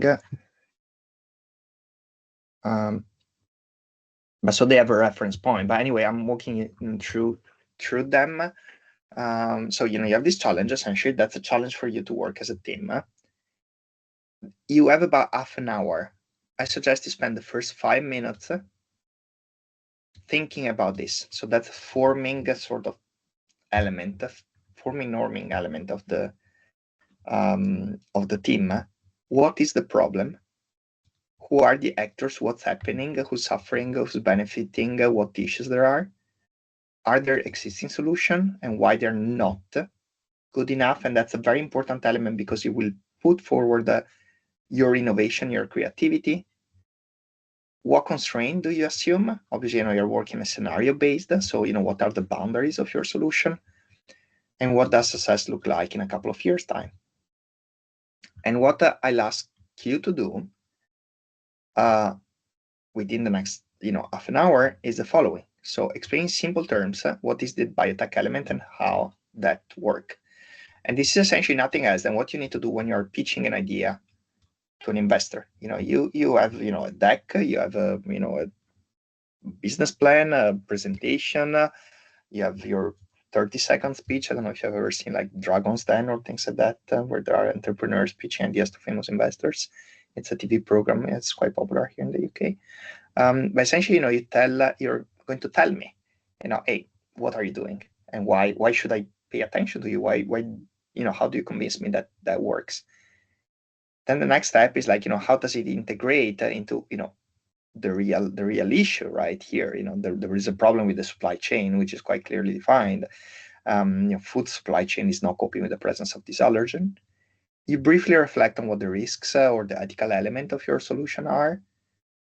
You identify who else you need, who can enable you to implement this innovation, who can block it, and who else you need to work with. Remember, it's a global issue, right? And then you start to have, a general developmental and deployment plan of your idea. So basically, I'm throwing, it's a huge challenge, could do the same in like a week hackathon. But it's for you to get some, I would say like a common element of understanding of what an issue could be, try to come up with an innovative solution, and try to structure the solution so that you reflect on both the elements that the challenge is presenting, which is the brainstorming approach, and then trying to come up with a plan. So what I would say now, is like, probably I give you like 14 minutes because I think it would be a bit more too ambitious, like half an hour. Antonella, sorry, did you manage to receive the slides over email? Just some minutes because I'm trying to find the other email address of some of them. Oh, okay. So Try to fix.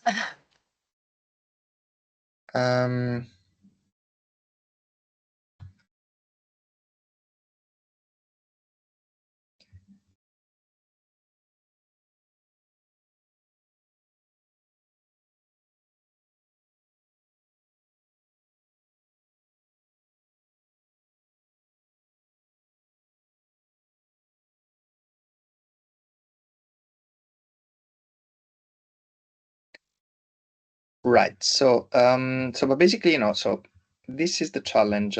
This is what I suggest you cover, and this, what I'm asking you to deliver in about half an hour or so. Is everything clear for you learners? What I'm asking you to do? Okay, Caterina, Philip, Dante, Joanna. Okay, super. So, why can't maybe Q&A here? Okay, just sent the email to Katarina, Philip, and Alaye, but I don't have the email, the address mail of Joanna. Sorry, I'm trying to find. Okay, can you? I think it's fine as long as one of them have them. Would you be able to do like a breakout room where the 4 students, 5 students, they go? Yes, we can try. Yeah, so as long as one of them have them, they can share the screen and then they can start their discussion. So the idea is, now you have like this half an hour or so, like like a 40, we stop and then we do the wrapping up. Where you discuss about these problems. I'm going to stay in the main chat here, in the main group. And if you have like questions or issues, can come back and, can ask me. But I would expect this to be more independent in the sense that, I have no idea about what solution you're going to present and you will present it to me. And, there is no right and wrong. It's just the idea of like, throwing you into a challenge and see how you work as a team.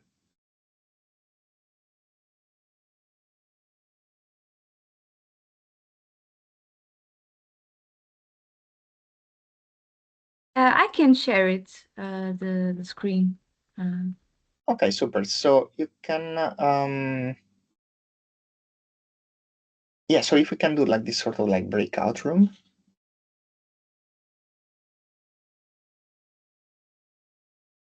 That would be great.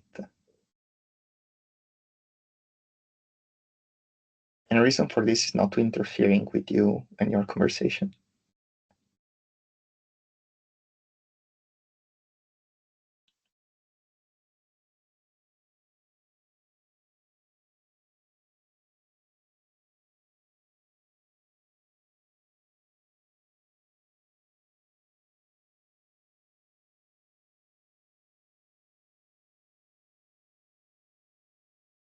Is the challenge clear for everybody? Right. So the challenge, but also what you need to do. Do you have any question on this?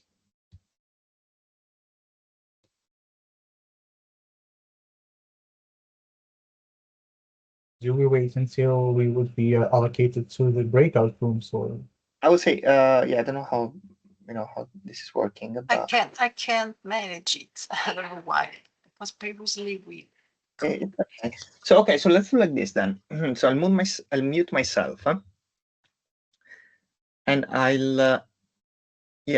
myself, and I let you talk. And if you have issues or questions, you basically, you ask me. But the idea is that you have half an hour now to basically solve this problem. Thinking about these issues, so what is the problem about, and try to come up with a plan.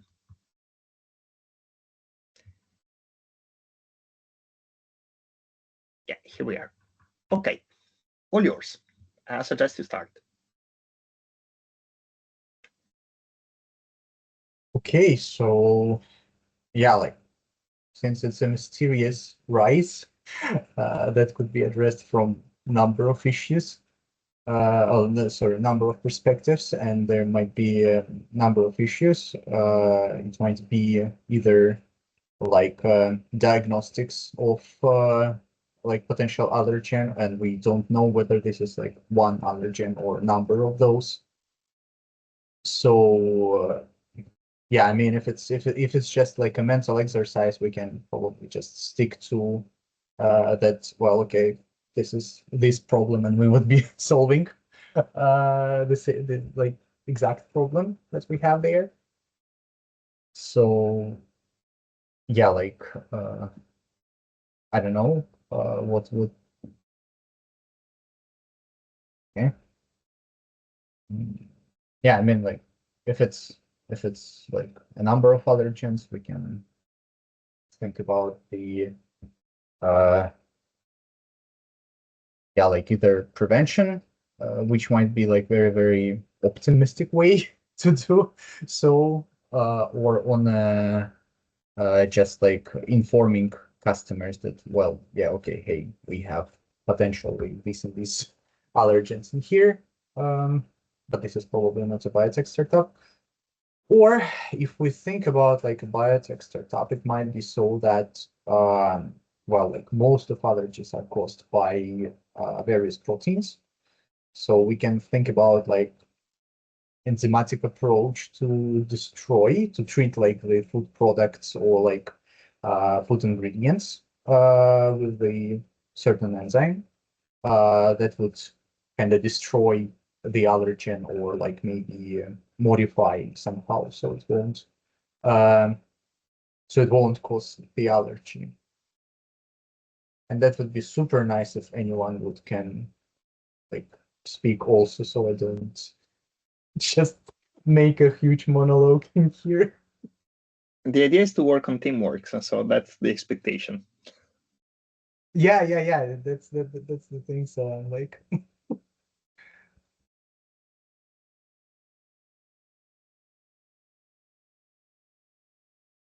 people, please let us speak. Let us chat, communicate.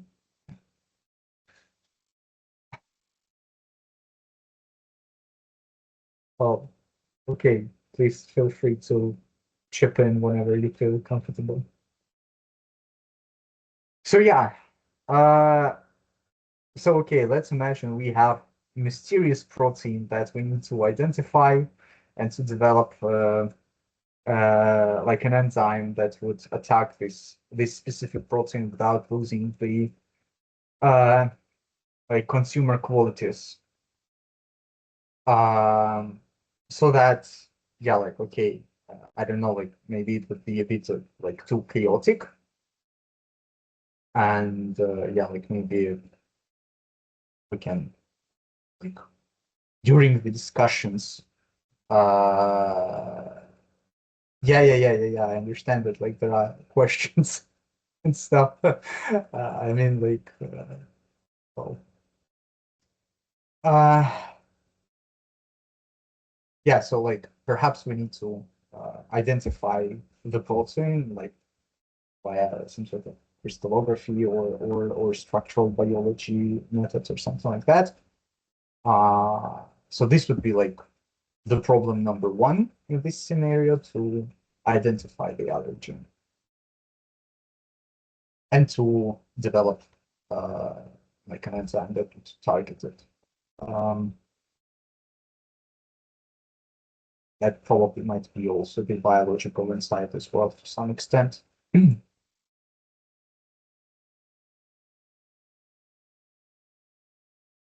Yeah, the discovering the yeah. Well, I mean, probably if we can identify the protein, we can also think about the diagnostics as well, because once we have a protein, we can like make an antibody or something like that to detect it. Who suffers most? Well, I would say there are numbers of stakeholders involved. Like of course, consumers who develop serious health conditions and who are endangered. So yeah, like, that's one side of a coin, and another side of a coin is like food manufacturers, food chains, because they lose money, they lose trust, they lose market shares or whatever. So yeah, and again, that would be super nice if anyone could talk a part of me. Uh, yeah, like who benefits? I think healthcare to some certain extent, because like people start to be sick, people bring money, yeah, like also like probably pharma developers, because they like try to sell symptomatic treatment like against allergies or against the cardiovascular uh, conditions or something. Yeah, like farm companies as well.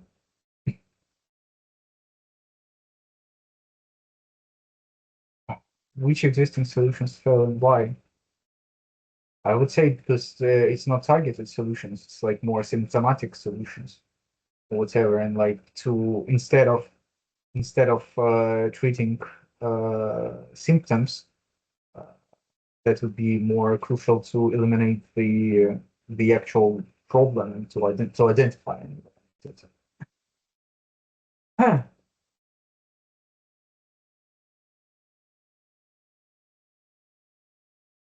What constraints do we assume? Yeah, of course, money, as usual, because structural studies aren't that cheap. And like before that, we also need to do some sort of probably like mass proteomics or something like that to just identify novel protein or something like that. Regulation for sure, because like addition of anything new into like global food chain industry, like or global production would cause like tremendous level of like testing and like developing standards and whatnot. So that's not easy at all. Public trust is already broken to some extent. So yeah.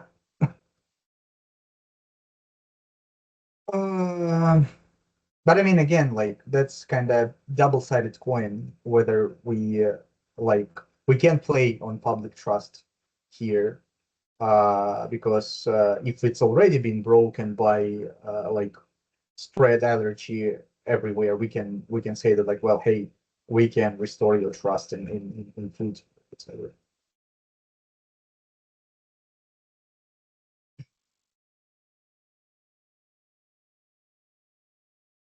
Yeah. Yeah. Well, actually, if we think about just like, well, roughly 1 year, I wouldn't pay that I wouldn't put that ambitious goal to restore trust.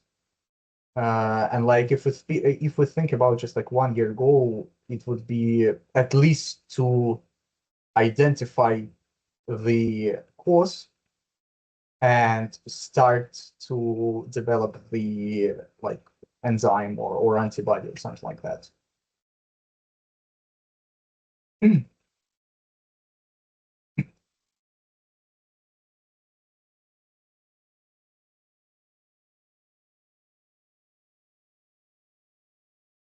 I have to think about like IP strategies in here. It's a bit, yeah, it's a bit vague for now because we cannot patent anything. We don't have anything.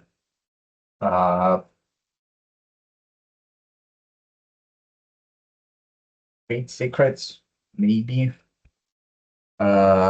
Maybe like what is it, like utility model or something like that.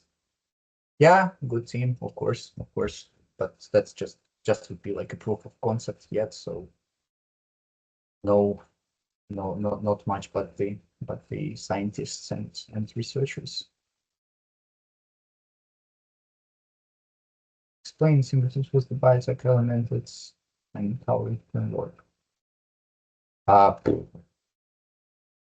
Biological agent that destroys the allergen in ready food. I don't know. Try to be a bit more specific, if you can. Okay, then it's like, remember the plan is, you're going to show to me, let's assume I'm an investor, and you're just selling me your idea okay, as a team. So this is okay, the underlying goal of the hackathon. okay. And I mean, you still have about 20 minutes, so yeah, you have time to work on this. Okay.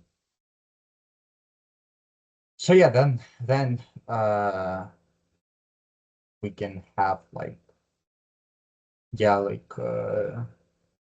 since most of allergies are caused by various proteins, we are aiming to identify and target the source of this food allergen, food allergy, and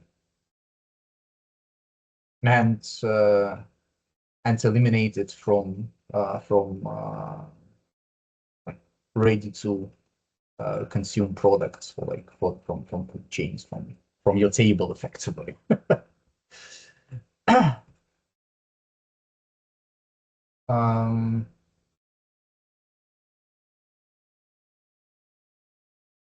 Yeah, so by destroying the allergen in the manufacturing step, we can ensure that there is no harm in the product.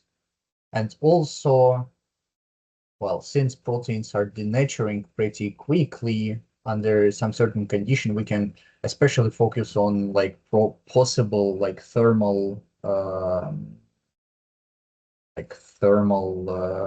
treatment, like on like products like, I don't know, boiling or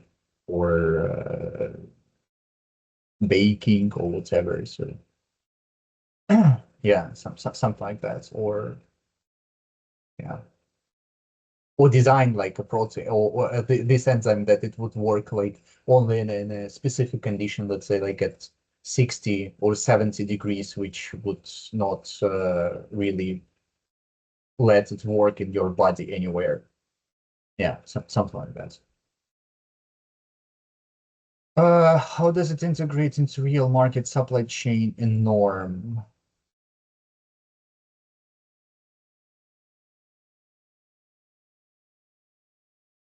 We need to.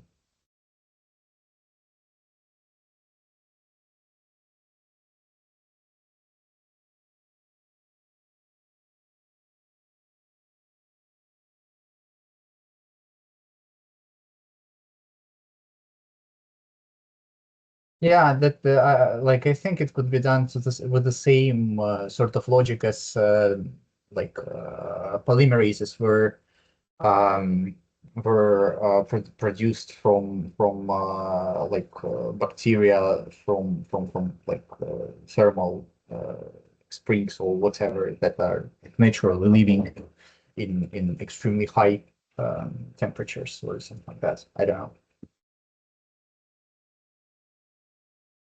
Yeah. So shall we proceed with the system fit? Or you want to add some more something here?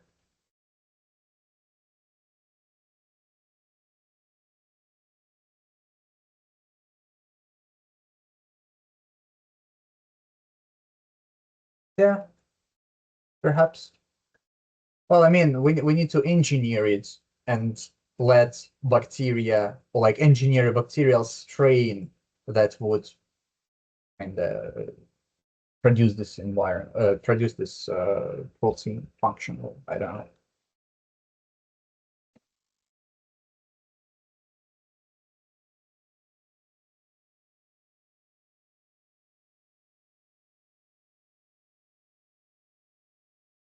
Yeah, yeah.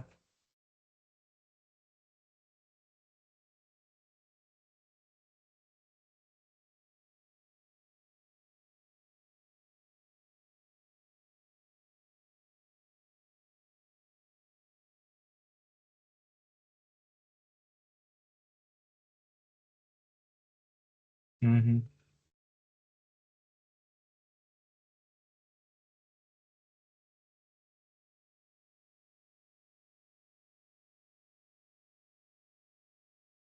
Um, so it perfectly integrates into real market in terms of like business to business approach, because it wouldn't be like B2C to like to consumers. Uh, no, it's B2B. It's not to consumers, it's to business. Yeah. Um, uh, so yeah, we would just like collaborate or like supply this product to food manufacturers so they utilize that in their manufacturing steps somewhere. Um, yeah, like and uh, supply chains, yeah, that would go just as a normal like supplements as they use for like I don't know preservatives or like what is it like flavoring or whatever like any sort of additions that like additives that they have in like, normal manufacturing procedures. With the norms, that's like really hard would be, especially with like if we speak about multinational levels, because as far as I'm aware, like even if you get well, I'm not worried about actually about European, like whether this is EMA who deals with that or some other body. Um, but we need to test it for safety We need to test it for actual effectiveness in people. And yeah, we need to provide like extensive documentation for all of the bodies, because like I think it effectively genetically modified products would be in the end of the day, because you would need to produce like food grade protein from engineered bacterial strain. I know, like in Helsinki, there is a company that does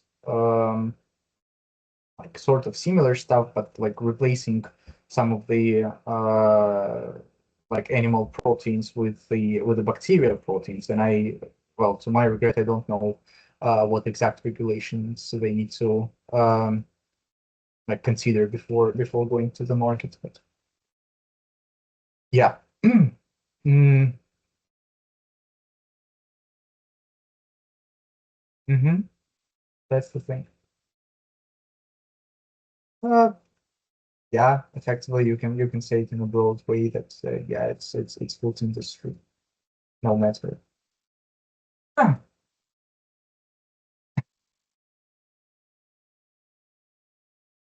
You have about 10 minutes, just about the challenge.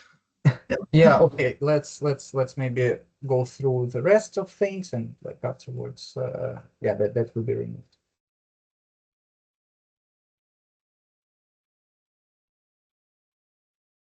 Oh, I don't know. Maybe also need to see whatever. Risks and ethics. Well, risk, of course, is not to identify the protein or to like being unable to develop like a functional enzyme or safe enzyme for people or something. Uh, mm, yeah, with ethics, I don't think there is anything regarding ethics whatsoever. But uh, yeah, yeah, yeah. Of course, money and time. Like, I mean, it's like it's not even like minimal working model. It's just a theoretical idea. So of course, everything could be gone like off at all.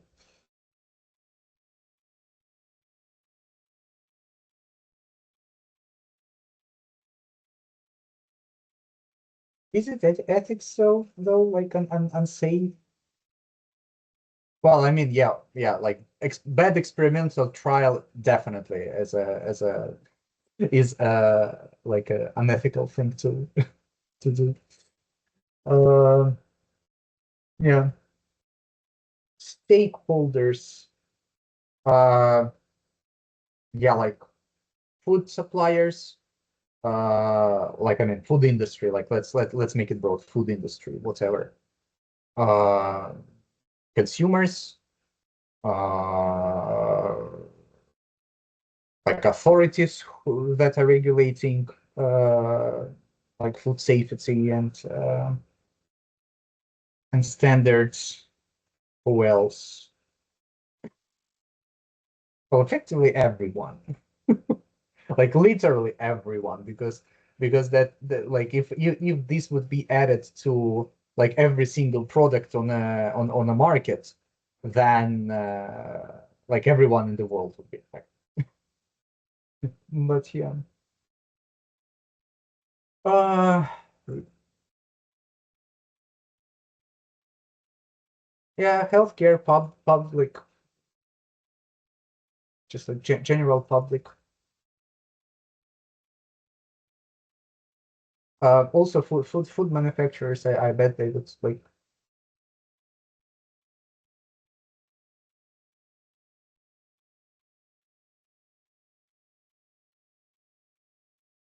And required partnership, yeah, that's also food manufacturers, uh, researchers, like research institutes, let's say.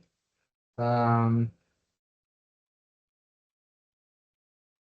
Yeah, also maybe like some sort of pharma companies, whoever wants to chip in, maybe they want to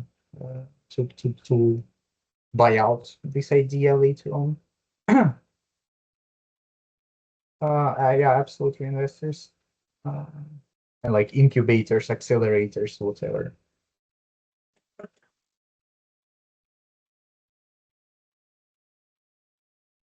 And okay, and first deployment plan,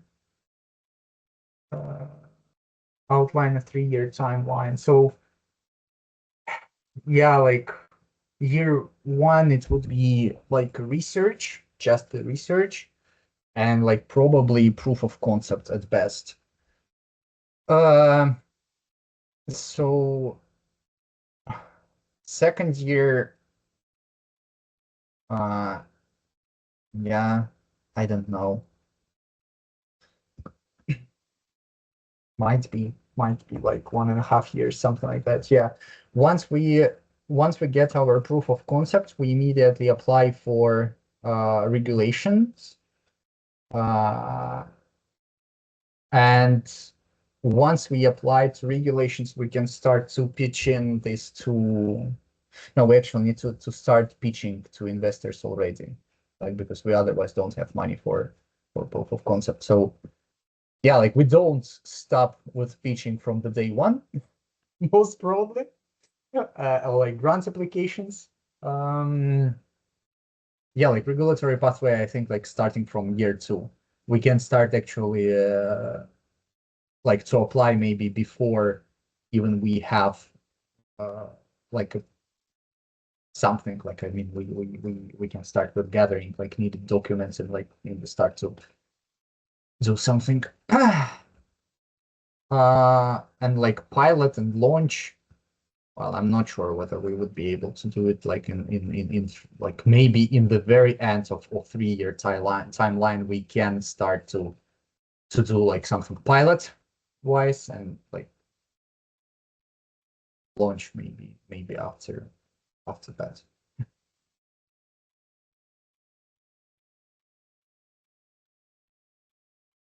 Well, Okay, you still have like 4 minutes to go again through it. Like the final, let's say the 5 steps. And yeah, and then pitch it to me, essentially. So who pitches it? What you present, do you have enough data? Do you think you address the problem? I mean, work as a team, man, find this out. So like about 4 minutes. well, I don't necessarily think that we can redo everything from scratch in 4 No, you minutes. can't, So but you can just review it. So I'm just, obviously, yeah. doing the challenge here. I mean, it's a mock exercise, but just to give you an idea and I reflect on this. Yeah.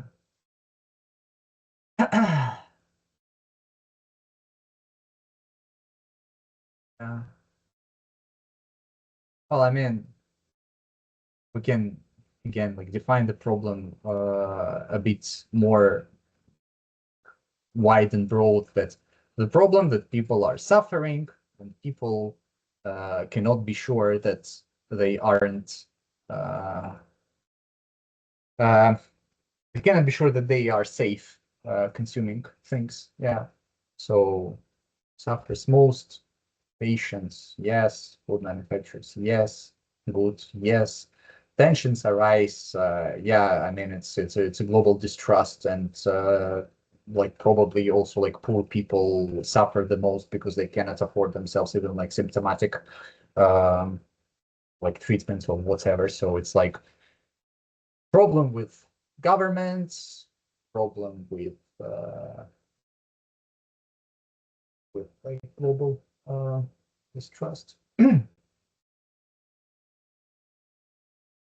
Business solutions, yeah. What constraints do we assume? Yeah, yeah, yeah,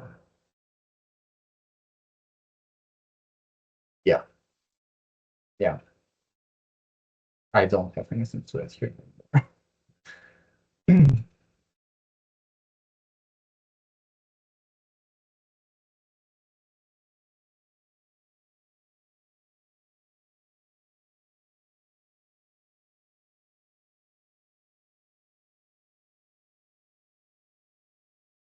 Okay, so yeah, so you're right on time. Okay, so Yeah. walk me through the challenge, how what you identified as as problems, who can benefit, who can benefit of it, solutions, how you define this, the boundaries of this, given it's a fictional case, and then what your plan is. I assume, since it's like been pretty silent, like I would be presenting as well. Okay, go ahead. I don't know, like if no one wants from the audience, otherwise. Yeah, Okay. Yeah, Yeah. go ahead. So, 20% of young people under 30 start to suffer from a mysterious allergy by consuming just everyday products. We think as a company that this is not the way for our society to develop. You're not the company yet. We are not the well. Okay, we are as a. Remember, I'm an investor now, right? So I'm not a professor. I'm an investor. So if you say like as a company, it's like, okay, what's the name of your company? We are. I mean, you don't need to answer, but what I'm trying to say is like, yeah, communication. Remember, I focus on communication. Okay. Anyway, go ahead. Yeah. So we are as a group of scientists that are concerned with the development of like public safety and global well-being. Want to solve this problem and want to offer a sustainable solution for our country and whole humankind. The problem, the main problem to our, like in our opinion, in this scenario is there is a certain protein that causes allergy that start to be very spread in our world. And we think that if we can eliminate this protein from the products that we consume early on in the manufacturer steps, we can save a lot of money for customers, like for treatment, also for companies that are losing their money and trust of public, and we can help every stakeholder in this situation to have their win, like from our solutions. We think that like there are a couple of challenges that of course can be like overcome, but we need resources to do that. At first, we need to identify the target protein and to develop a way to target like the above mentioned protein, so we can disarm it and make it not dangerous for your health. We currently thinking of genetically modified bacterial strains that would produce the antibody against the target protein, and that can recognize and destroy allergens in the manufacturing steps. And that would be also safe for human health and environment as well. In order to maintain safety, we think to introduce some artificial limitations of the working conditions of this enzyme or antibody, primarily thinking of making it work in the high temperature, similar to many other biological engineered proteins work, which wouldn't be able to like to that couldn't be achieved in human body or in like normal environment, in like vast majority of normal conditions.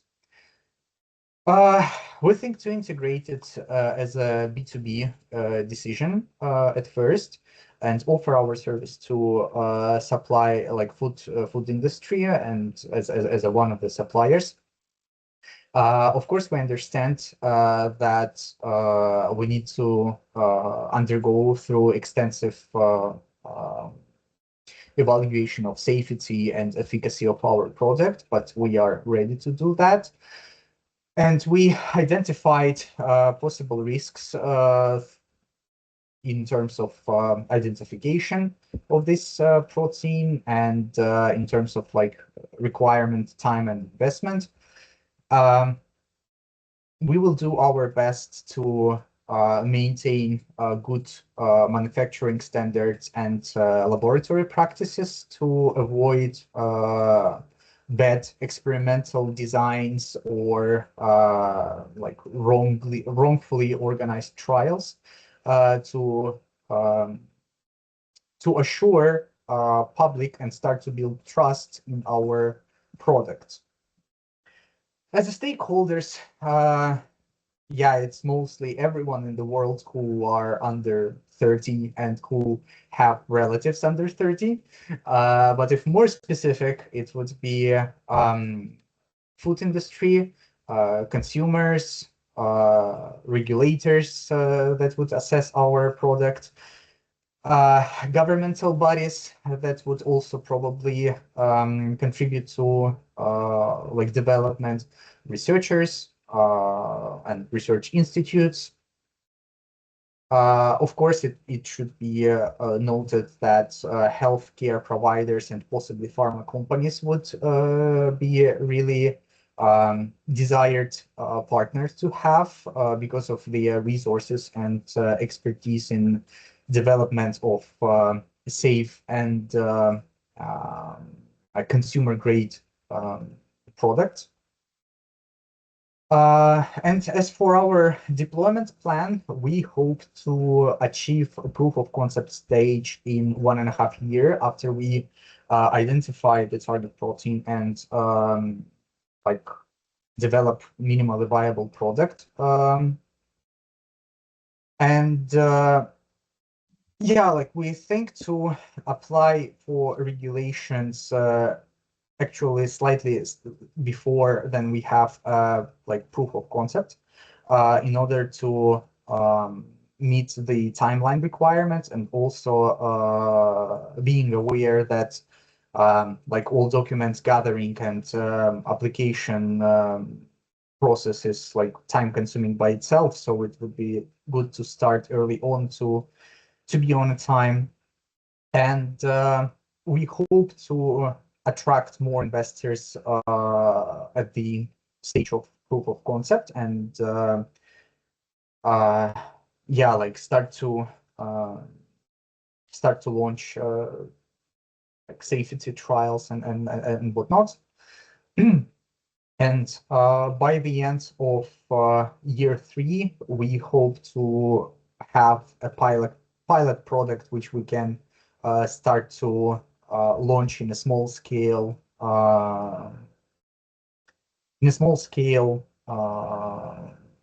like sizes, also to assess public safety and long-term influence of our product on public health. Thank you very much. Super, thank you. Thank you very much. It's very, very effective summary, I would say, and I'm quite impressed by the fact that you managed to tackle all the 5 elements, because, very often when I do this exercise or similar exercise, I mean, this one I specifically targeted for the biotech, given your background in a way, very, very rarely students manage to get all the 5 elements. Now, couple of reflection on the plan. Yes, I mean, it's obviously it's a fictitious scenario, so there is a sort of fictitious answer. But I hope that this in a way is some take home that you will have beyond the teamwork, also as a way to structure your initial business idea when you are actually interfacing, when you are at the forming stage of the team. Talking together, trying to understand who can bring what in terms of components, in terms of skills, in terms of expertise, in terms of like innovation, but also defining very clearly what the problem is. Because if you define clearly what the problem is, with this question, right, what's the scenario, who's the stakeholder, what we have right now that we can innovate, then you'll be able to identify clearly the problem. And so you will have the target for the team. If you don't identify clearly the problem, then the team is not going to work well by definition, because it's not adhering to the definition of team. So I mean that's a kind of like a dual exercise I mentioned, like try to work as a team, build a team, teamwork. But also try to understand what the underpinnings of of teamwork and of problems for biotech and society are. Now let's say that I have just a final slide, and then we'll wrap up. Sorry, just a second. Sure. And here we go, which is essentially the debrief, and it's not for for me to think about that. So I think Antonella, you can share the slide with with everyone later, but it's for you to think on how you worked as a team. Obviously, I listen to your conversation. That's something I try. Normally, if there are like more groups, we can discuss this, and make comparisons across group. But it's for you to think about how you make your decision, what assumption you had about the decision that someone presented, what you would have changed in the way in which you decided things, and how and why this was relevant to the ultimate presentation of your work. Obviously, I throw you in the challenge, I throw you in the team, but these are important questions that you should do at the very early stage. You should address very early stage of the team, because they will enable you to constantly how can I say improve and rethink about how you operate as a team. So I just want to leave you with like 2 more slides, which is essentially like, okay, why did we discuss about this? So probably what I heard, what I described, and what I presented to you is something which is rather common sense, right? You need to talk, you need to communicate, you need to have decision making, problem solving. There are some stages. Teams needs to be effective. Teams needs to perform. But so how do you do this, right, in practice? And so I have like 2 slides, which are the most important take home that I hope will apply. So the first one, start with a vision. Have a clear vision about what you're going to do as a startup company. Build team bonding. Create this social glue. Create this trusting environment where everybody works well together. Make sure that you clearly define what being in a team means, and hopefully the elements I provided you today will help you with that. Make sure that the team is well functional, that responsibilities are well addressed, that everybody knows what small fish is within the wider fish attacking the shark picture. Make sure that any personal issue is addressed. Don't let them sink. Don't let them build into team members, otherwise they create issues later on. And by doing that, you also establish a team norm.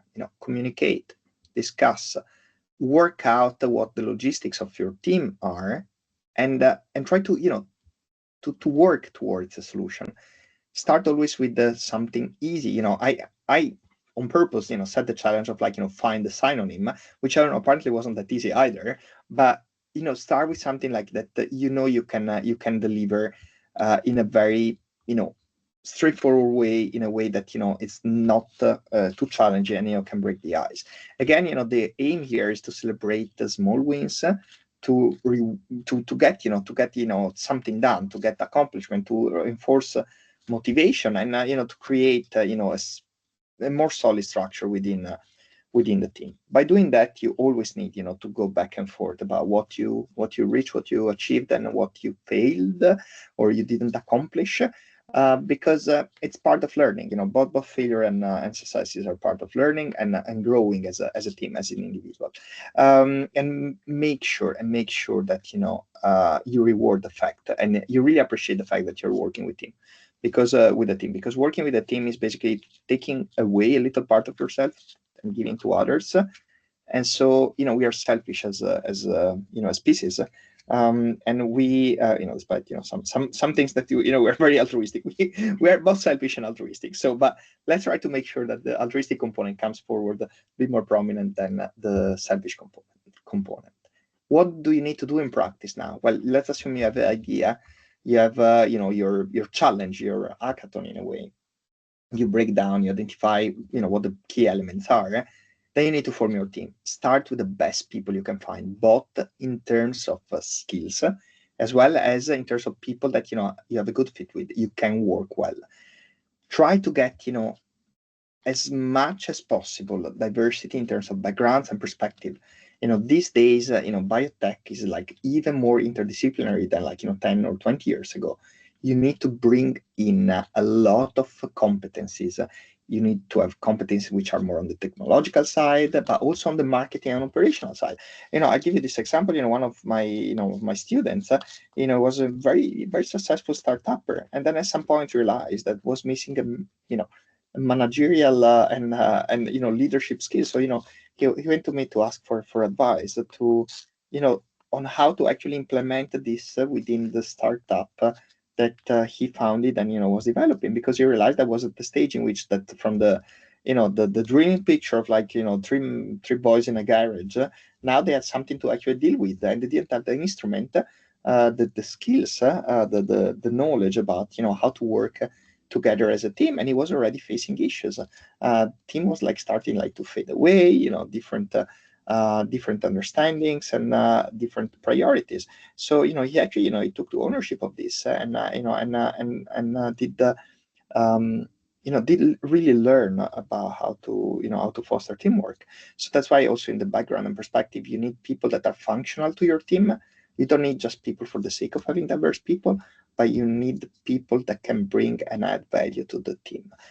Because the idea of like of a team is that works well when only when the team members are really committed to this vision, which is clearly clearly focused.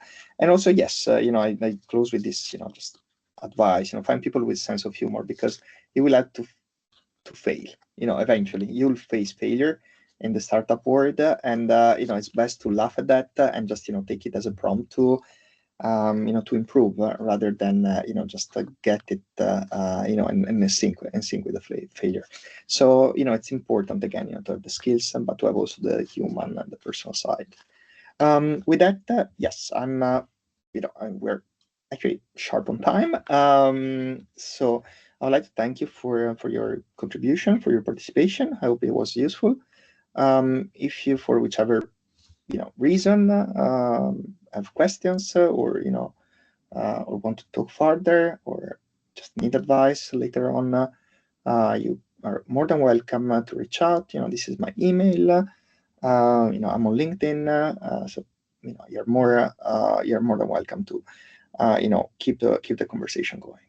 And with this, I wish you all the best in your your progress as learners within this very nice initiative that I've been asked to contribute to, and I found it very, very valuable and very important, for the success of teams, and also of creation of new innovation that are much needed in the biotech and agricultural world and food industry as well.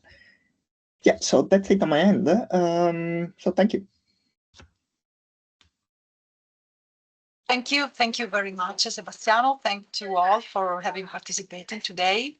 And let's be also stay tuned because we will inform you about the next program and next steps of the project. Thank you very much. See you. Bye. Bye.